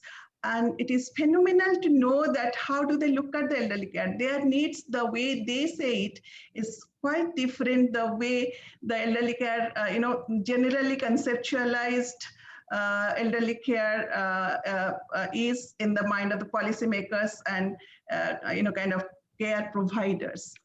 So as we understand, this is from you, that equity leads to equality, and we must talk about equality in the elderly care sector as well. So now that World Health Organization says that healthcare workforce all over the world consists of women caregivers, it is 70% of the workforce, which is quite a lot. And despite that, most of these women who are caregivers, they are not in the managerial level. They are not in the leadership position. They are not the decision makers. They go for the home-based care. They are employed as caregivers. And in India today, I'm sorry to say that it is so disbalanced. The caregivers are not seen as professional. Professionals like the nurses in the medical care or something like that. They do not get the status of a professionalized service, and they are treated not with dignity, and of course not with, sometimes they are treated as if they are they're like the house help. And they also face several types of, kind of mistreatments by the family, including harassment and all. So, and basically it is the caregiving job in the elderly care. It has remained as underpaid or unpaid roles. And the issues that they face when they go for caregiving is not addressed properly by the elderly care organization. And let me share with you here that only 3 to 5% organizations are corporate organizations in India. The rest of it are either, startups or small enterprising organizations. Some of them are not even registered. They just hire women and place them with, partial training. So the workforce which works in elderly care sector are not skilled workforce. They are either unskilled or semi-skilled. So that is why also it is, it is not yet seen as a very respectable profession by the society. When Dr. Tendulkar talked about geriatric care and gerontological care, so mostly in India, as the elderly care sector is in an emerging status, it's still emerging. So most people understand or use it for geriatric care when there is a need for any kind of medical care. So home-based care is often, sought after when there is a medical necessity or geriatric care required.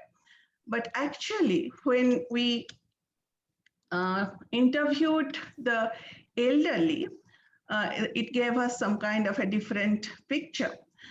The elderly that we interviewed, when we talked about the caregivers who provides care to the elderly, we said that we found out that almost 77% are males, and whereas 21% are female caregivers employed by the elderly care organizations. And what is most surprising is that most of the founders, they are males, and females are mostly in the caregiving role.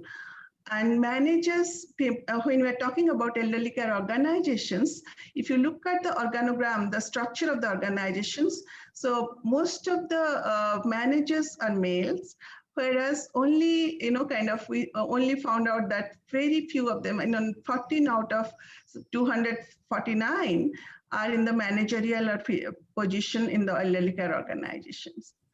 And whereas the caregivers, when we look at the caregivers distribution, most of the caregivers are female.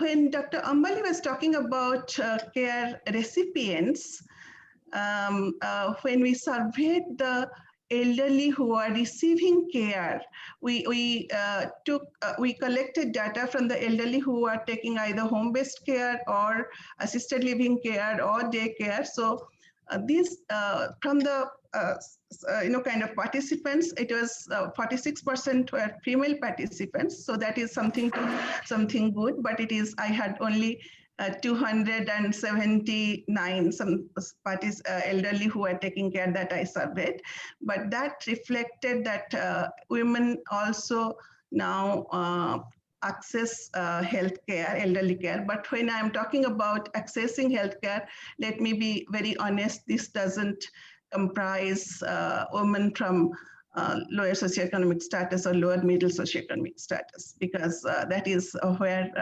this sample is basically people who are who can avail and who can access the elderly care. When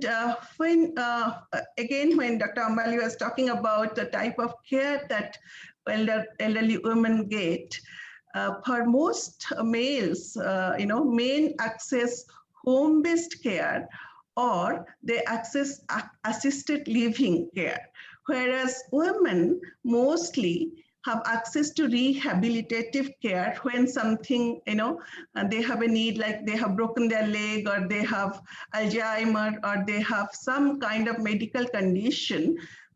So females of participants of my study whom we interviewed, whom we met in the elderly care setups, women were in the rehabilitative care, whereas males were in the assisted living setup or a home-based care setup or daycare setup. Even women also accessed the daycare setup, but to a limited extent. So when we're talking about women, they have, they are mostly financially dependent as compared to men. And that's why the, they have a very different kind of accessibility.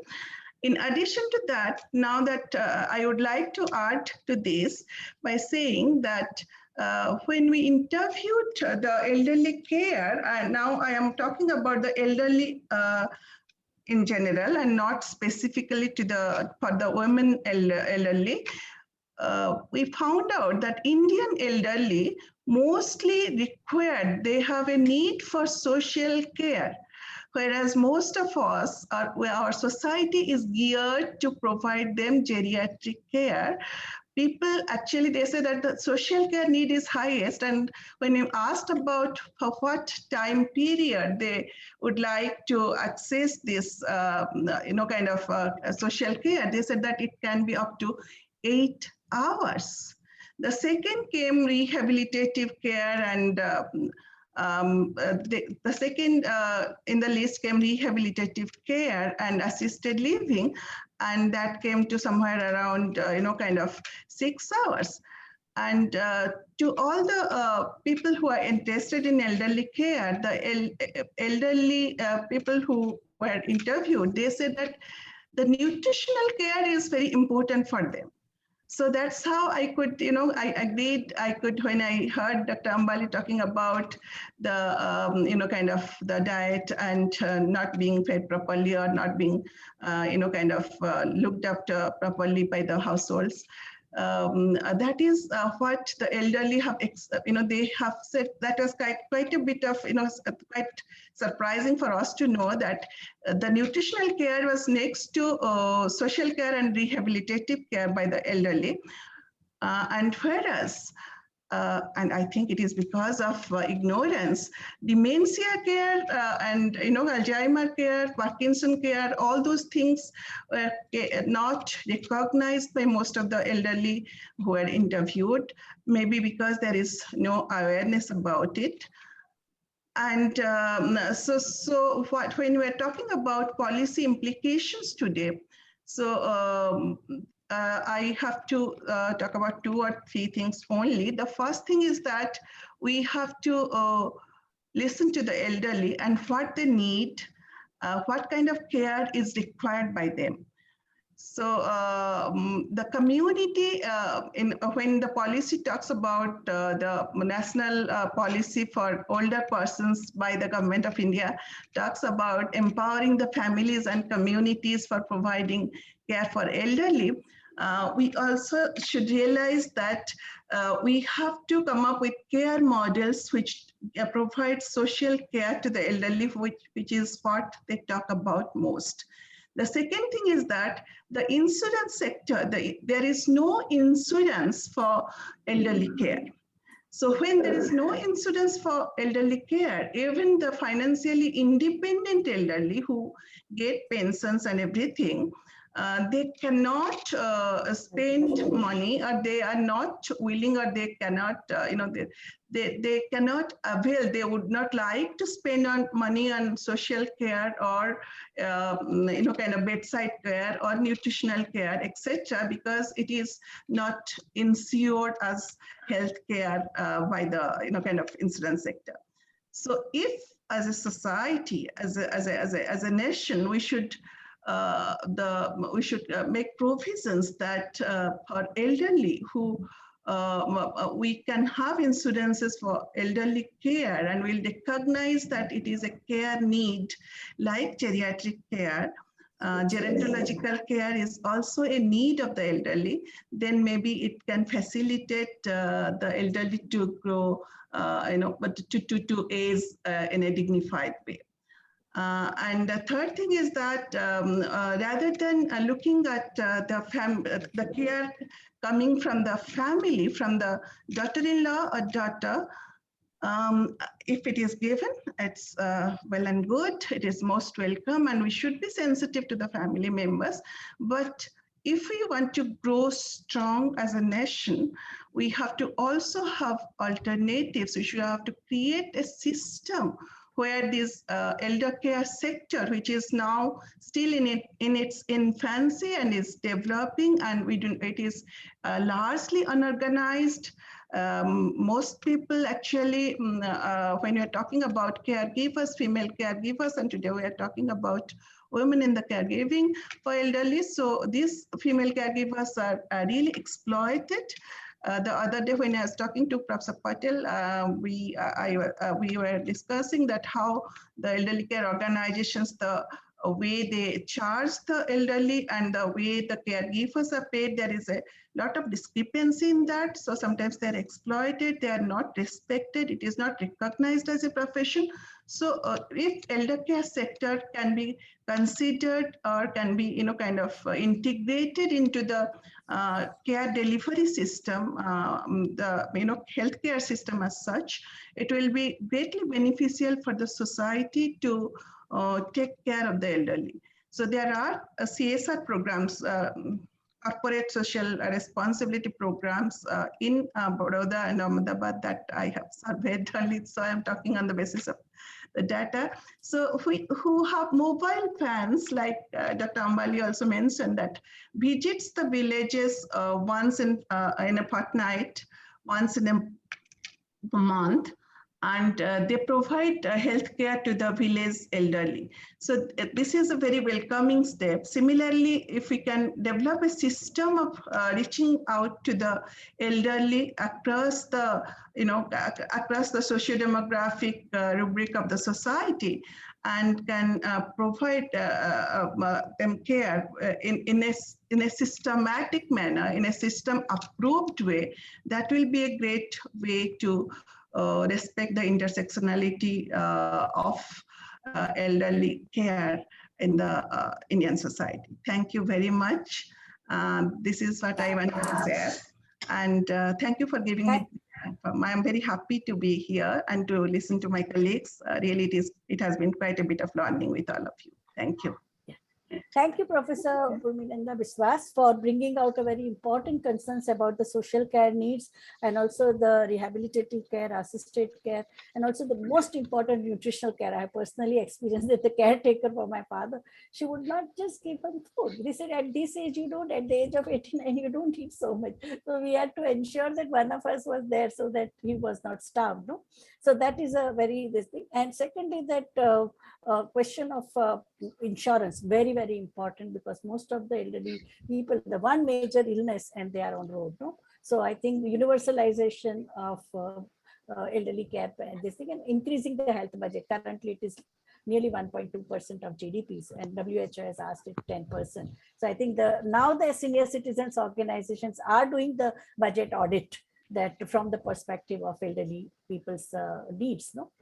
Now, our most important aspect is that of institution building, providing the institutional care. And here we have an expert and also practitioner, Mr. Sailesh Mishra, who is running a highly acclaimed institution called Silver Innings. And we would I would request him to take care of two questions from the participants. One, Dr. Neeta has asked that I would like some of the honorable dignitaries to talk about homeless elderly people who have been doing work for lesser dignity in their young age, and also unfortunately they are doubly marginalized.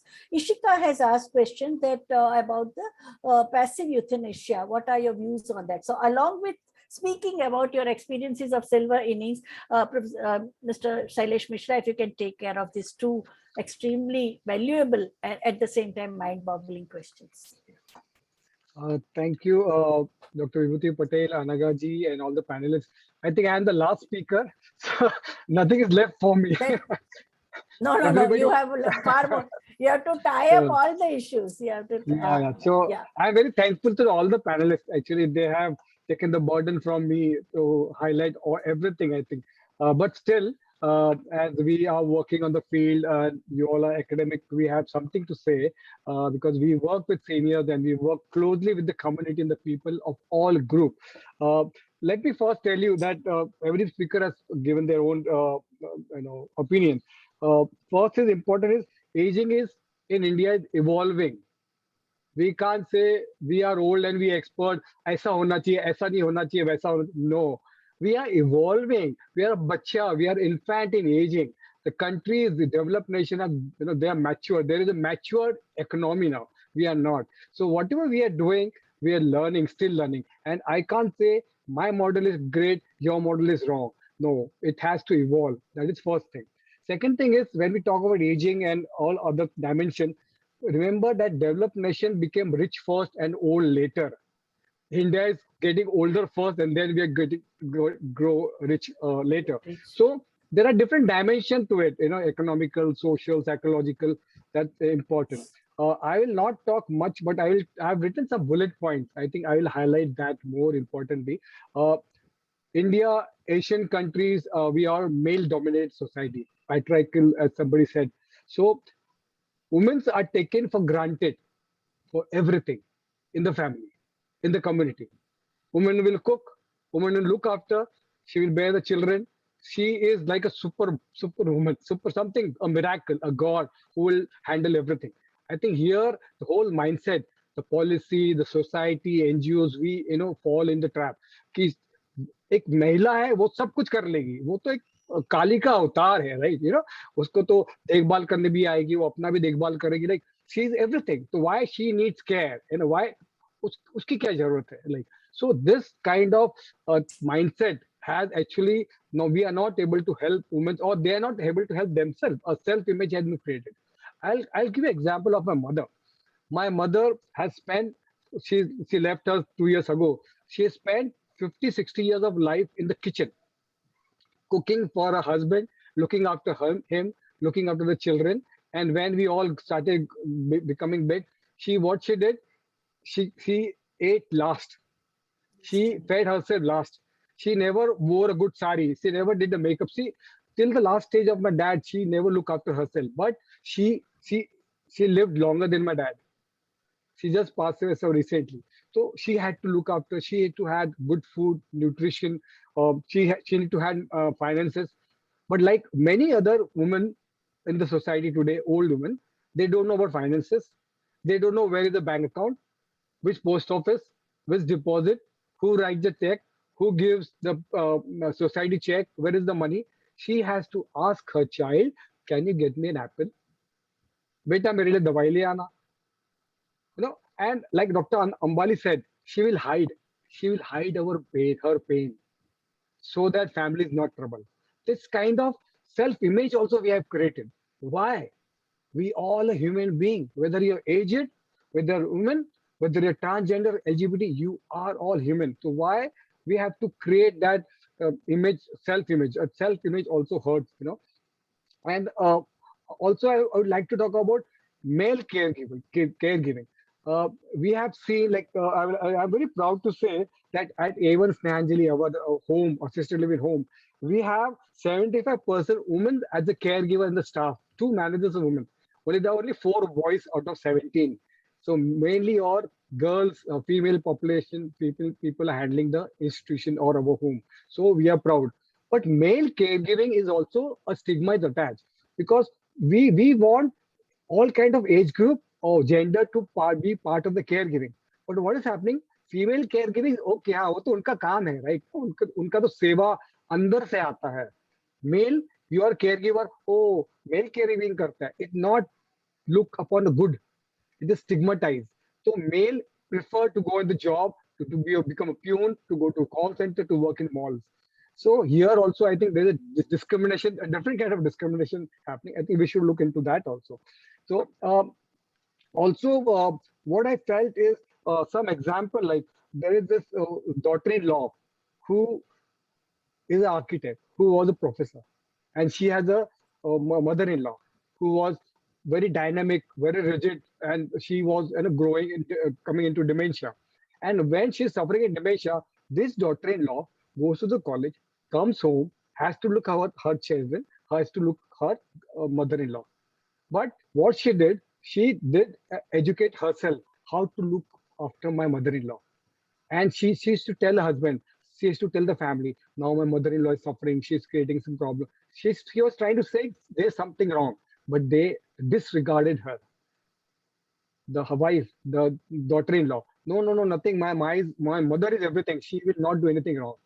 And she took the burden. And when she took the mother-in-law, admitted to assisted living, the society, the whole housing society, boycotted her. Oh, you have kept your mother-in-law in the home. How dare you can do that? So this kind of discrimination, pressure or women's are very wrong. I think this is where something is not happening good. Third example, we work in Vasai Taluka. Vasai Taluka is very different kind of economy or setup, where a girl has to be a teacher, because if you're a teacher, you get a good husband. And why she had, their parents want a daughter to become a teacher, school teacher, because she will go early in the school, she'll come back in the afternoon, she'll look after her husband and the family, a mother-in-law, father-in-law, and she will cook for the home, and she will be a kind of caregiver, natural caregiver in the home. So she is looked as a caregiver or person who will take care of the family. So here again, women face the burden. And burden is what? It impacts the whole life of the person, the woman especially. What kind of impact they have? Caregiving. It is psychological. Dr. Anagha said it neglected. Emotional. She suffered emotional pain. Social. Here social distancing comes. She distanced herself from the society. There is no social life for herself. There's physical distress. There's a pain. There's a trauma she suffers, and the finances. Because either she has to leave the job, either she has to depend on somebody's income. So, and at the end, when the caregiving is over, the person is gone. She is left alone, fighting for herself. And at that time, she is already aged. So, multi-dimensional effect of caregiving happens to the person who is taking care. And there are symptoms. We can understand how to know the person is stressful, how the woman caregiver, they won't tell you, but you will understand. They will they will have some kind of tiredness, nervousness. There's a depression. There's an anger, getting irritated and everything. She won't tell you, but there are symptoms that is there. She'll get angry in each and everything, but nobody will care in the family because it's our duty to care for the family. Why? When we talk about policy, when we talk about NGOs who are working for women, we all talk about young people, young people. I always debate when I work with women's organization. I work with a lot of women's organization. I said, हम आपके पास कोई seniors को लेके आते हैं, कोई problem है, तो you only look for young women. Why don't you, work for older women? Women in child ministry will only work for younger women. So why there is age restriction, gender restriction in policy and the social work what we do? Why? We are working for social cause. Women are women, whether old or young, right? Whether you're dementia, whether you're not. And somebody was talking about transgender. Of course, they are the most neglected. What about care for them? Their families, the trauma the families also going through. It's not only the person who's a transgender who's boycotted or not getting enough attention. The family is also, so there is nothing happening on that line. So what we need mental health policy or a caregiving policy where women are given special attention. Women are unsung heroes, unsung warriors. In the corona time, the pandemic, it has been shown. We have actually understood the value of a female in the family. Because when I started grooming, when I started washing clothes, my hands were paining. My legs were shivering. I can't do it. But the lady can do it. Why? Is she made, God has made us different? No, because she has made a mind. She has that will to do something. So the importance of women has come in the corona time. It's dynamic. So women is a multitasker. And as a caregiver, they're unsung warriors. Nobody pays attention. National policy doesn't pay attention. We have senior citizen national policy. It doesn't talk about caregivers. Forget women. It doesn't talk about it. So we need that kind of policy where the caregiver and women caregiver special given attention. Then we need policy for LGBT and transgender, especially special attention where in fact, they can be given a career option. They can be, why they have to beg? They can become a caregiver. They can become manager of the institution. They have this talent. And let me tell you, we have 13 women employee of staff or care partner, we say. Women have attitude, attitude of caring, attitude of humanity. Men don't have. I'm sorry to say that. I'm also a man.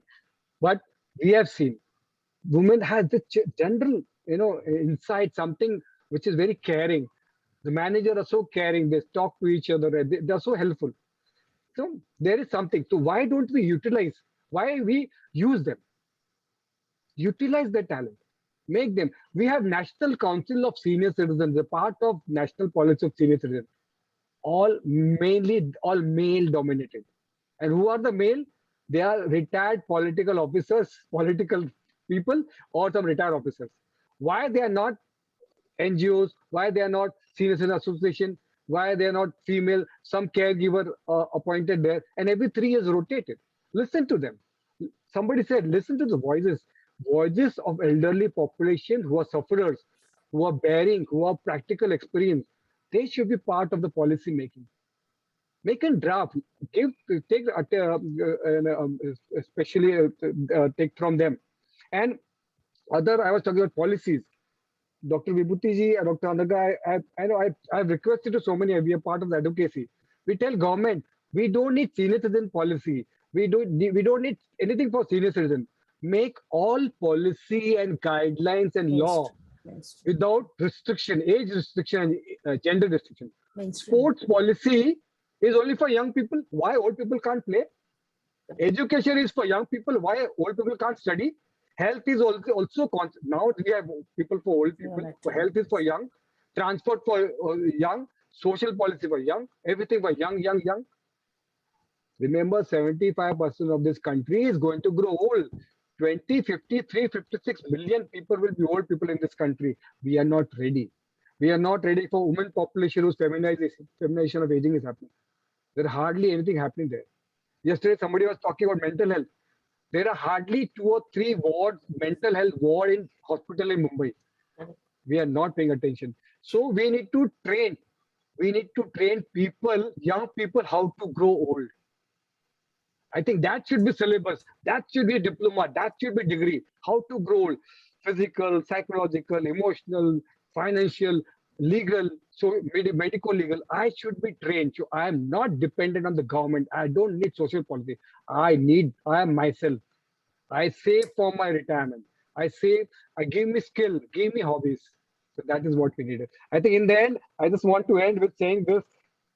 Old people, older women don't need sympathy. They don't need charity. They need empathy. Somebody to understand. And lastly, to all the women's caregivers, salute to them.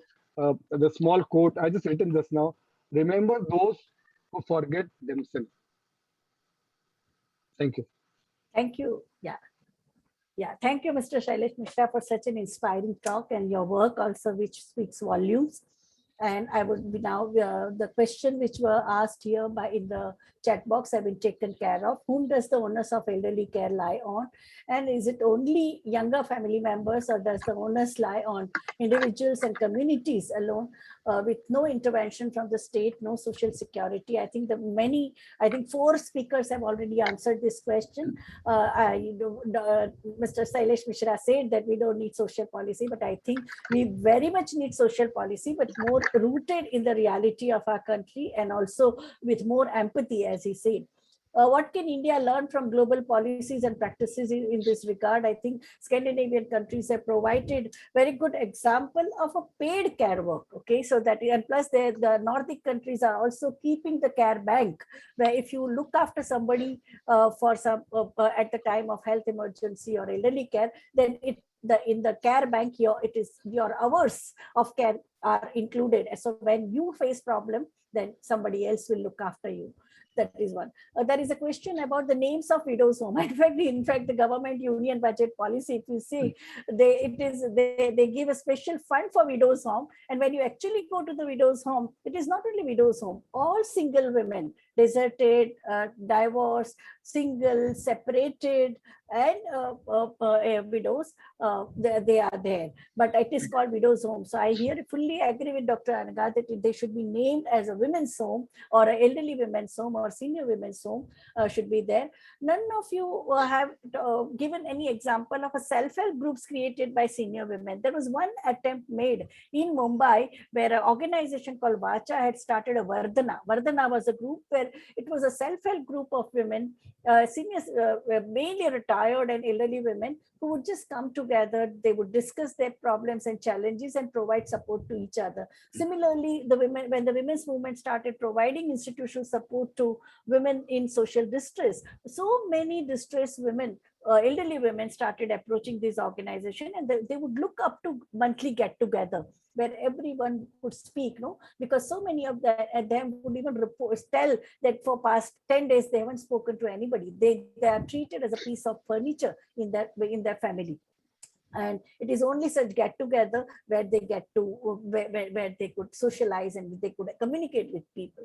Now, I would like to conclude with the saying that the globalization of economic structure has contributed to increased reduction in public sector spending. And as you know that currently it's less than nearly 1.2% of the GDP goes to the health care needs.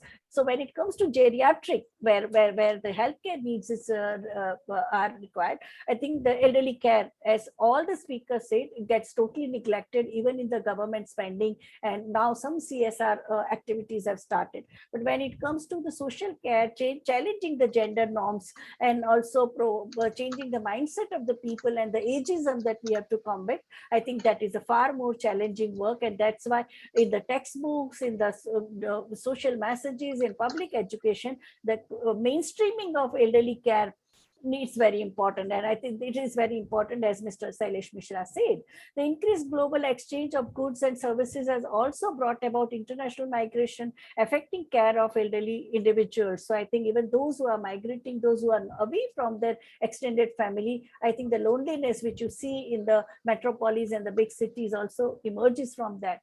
In the Scandinavian countries, there have been an emergence and proliferation of social housing, because we have so many friends, students and scholars who live like in a one big house. There are 45 people of a different age group staying together. They are not biologically connected, but I think such experiments are there in Sweden and Iceland and Switzerland, and also Norway, Denmark. This social housing, even Germany has experimented that, because young people, they don't have house and they don't have secure job, while the elderly people there, they have a social security, they have a pension, they have a house, and both of them, both the sections, the younger generation and older generation, they support each other in their need. So universalization of pension is very important, as it emerged from the presentation of Dr. Anand. Social protection is very important. I think the study by Professor Urmi, that ICMR study also has brought out social security, creation of halfway home, because you are whole day you can be in your house, but if you 3 or 4 hours you can spend, or during the day you can go to such halfway home. Family Service Center in Mumbai, they run such halfway home for the working class elderly, and they find it very, very important to go to these halfway home, share their problems, emotional problems, problems of isolation, health problems.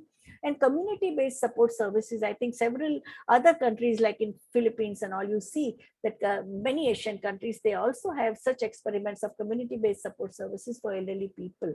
And also where all the presentation by Dr. Vina, Vaswani, Dr. Anand also brought out the serious consideration that we need to pay to elderly care issues and end of the life care issues. And mostly the coming up with the very important, first of all, protective legislations. We have only now one legislation, Senior Citizens Protection Act 2010. And also we need more and more structures and mechanisms and support services by the state and non-state actors to provide the very better quality and the dignified support system for the elderly care, which has empathy. I would like to thank all the participants. First of all, Dr. Anagha Tendulkar, who energized all of us to reflect on such important concerns. Professor Vina, Vaswani, Professor Anand, Dr. Anand, Dr. Urmi, and Mr. Sailesh Mishra, you all brought out the ground level reality. You tried to connect the micro experiences with the meso and macro. And also, I think we have been wiser and more informed and more in terms of perspective and in terms of practice. I think we are far more educated in today's session. Thank you one and all. Once again, I thank Dr. Arjun Kumar and the IMPRI team for providing us this very important platform, which is a think tank, and it is taken so seriously by the movers and shakers of our country. Thank you. Thank you very much. Thank you all. Thank you. Thank you. So with that, Anagha ma'am, would you like to add anything, or our panelists as a way forward? One minute, everyone. Vibhuti ma'am, you suggest? Yeah. Because Anagha madam. Yeah. Please, Anagha madam. Yeah. Thank you very much. I think instead of giving a vote of thanks, which Dr. Vibhuti has already given, I think we have set the ball rolling. I love this particular idea of mainstreaming, gerontology in academics as well as in policy making. I think we have to look at it, and all of those who have contributed today and the questions that were coming in are just the indicator of the fact that we have started thinking. So I want to thank Dr. Kumar and others, the IMPRI group definitely, for allowing us this particular platform and getting together and putting our thoughts together. We have been working together. We have been meeting each other. Thank you for giving this platform indeed. And thank you, Vibhuti ma'am, for being so kind and understanding. You have given us a lot of time. We have taken a lot of time. Thank you so much. Thank you. Thank you. Professor Vina ma'am, would you like to chip in? Yeah, just one that you started with a seed of thought process And I think let's get that into a big tree that gives shade to a lot. So this momentum should only carry on forward and result into something that's really utilizable and it has an impact. So I wish all of us the same zest and enthusiasm to push forward. Thank you so much for the opportunity, Arjun sir, as well as Vibhuti ma'am and everyone. Thank you, IMPRI. Thank you, Vina ma'am. Hello, Auntie. Nice to see you.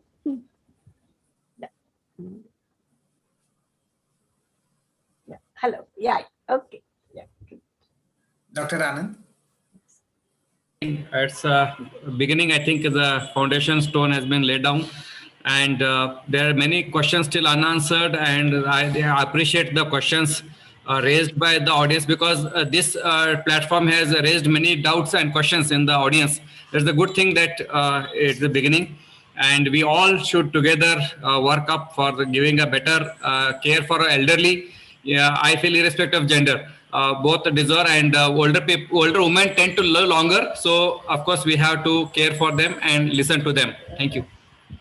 Dr. Anand, none of us have answered the question of voluntary euthanasia. Yeah. I am against it. But you Exactly. Give your opinion. Exactly, madam. It is not even legalized in our country. So instead of looking for euthanasia, we can give options for the older people for alternative methods like palliative care, rehabilitation, and hospice care. So that will be better for a dignified death rather than the euthanasia. That is what I feel. If I'm allowed to jump in, I also want to say that why is it that every time we discuss elderly, we talk about euthanasia? Correct. That's a different page altogether. Correct. Patients who cannot say things or where you have to take a decision about them, that is where euthanasia comes in. It should not be coming in every time when we are discussing elderly. Exactly. What message you are giving? What message you are giving? That elderly people have no right to live. What do you mean? Yeah. Please ensure that, such questions are raised in a proper manner so that our attitude is correct towards elderly and towards ourselves. Thank you. And I will also like to add to Dr. Tendulkar, it is very embarrassing to us as a society when we talk about senior people or elderly talking about euthanasia. So it's very unfair and embarrassing. So we should think how we can. And it reflects on us, no? How insensitive we are that senior citizens have to say that I want euthanasia or I'll stop eating. Yeah. But we need to clarify their minds. So we cannot just run away, and we need to clarify and ensure that though whenever such ideas are raised, we should be answerable to that this is not the right thing to think. Correct. So invariably, such questions will be coming across the senior citizen forums. So we need to clarify their doubts. So we have answers for that.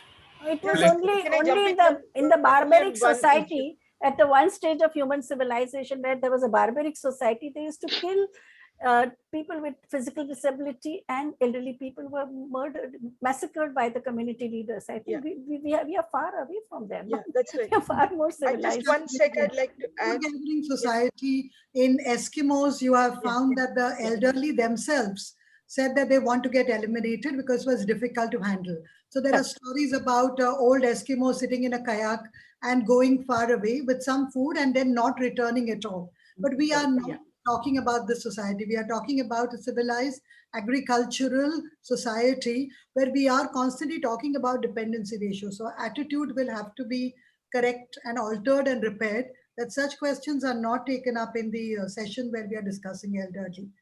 Please. Just if at all we have to, the via media is we have missed a big step. It's not of euthanasia, but of hospice and palliative care homes, which we are lacking. And that is where we should be putting our energies at. Because having short of that, it doesn't mean we should directly jump into the other way. So I think we should be very clear on that. Yeah. Salesh, sir. Yeah, so I would like to add two things. One is about this question coming up in the end. So sensitivity toward elderly has been lost. Whether we say we are traditional society and blah, blah, blah, but truly lost. There was some judgment in Delhi High Court which was against old people. It said old people have lived their life. A judgment that said old people, but still is not coming. So what I think, we need training of parliamentarian, all elected representatives, and the bureaucrat and judiciary towards old people. Because until we are sensitive toward that, we won't comment or we won't quote, because that's one thing. And to the end, I would like to say that aging is not lost youth, but a new stage of opportunity and strength. बुढ़ापा अंत नहीं है, ये जीवन का बहुत बड़ा आनंद है, इसका आनंद लीजिए। और सभी लोग, युवा और जो बूढ़े हैं, जो महिला है, ट्रांसजेंडर है, सभी मिलके एक अच्छा हार्मोनियस सोसाइटी बनाएंगे, खुशी से रहेंगे, खुश रहेंगे। और कोरोना जैसी बीमारी पर हम विजय कब प्राप्त करेंगे? जब हम सब एक साथ रहेंगे, खुश रहेंगे, विल पावर बनाएंगे, साथ मिलके लड़ेंगे। तो बुढ़ापा तो जीतना ही है, उसको तो इंसान ने जीत ही लिया है, लेकिन अपनी खुशी, अंदर की खुशी को आगे लाएंगे। I think we all will be happy. I wish you all the best. Intergenerational equality, dignity, and mutual respect. Very important. Very well. Thank you. So thank you, everyone. It was such a delight also. As an organizer, it feels so satisfying because all the policy points and many points, such a treat to have all of you today. So thank you so much, Anagha ma'am, for really starting this discussion. Professor Vina ma'am, Professor Urmi ma'am, Dr. Anand sir, Sailesh Mishra sir, and Professor Vibhuti Patel for spearheading this very pertinent discussion. And I would say I enjoyed it a lot. And with that, it's quite late also. Please have your supper on time and have a good night. Thank you. Take care. Thank you. Thank you, friends. Thank you. Thank you. Thank you. Yes. We look forward to learning more. Yeah. Yes. Thank you. Thank you.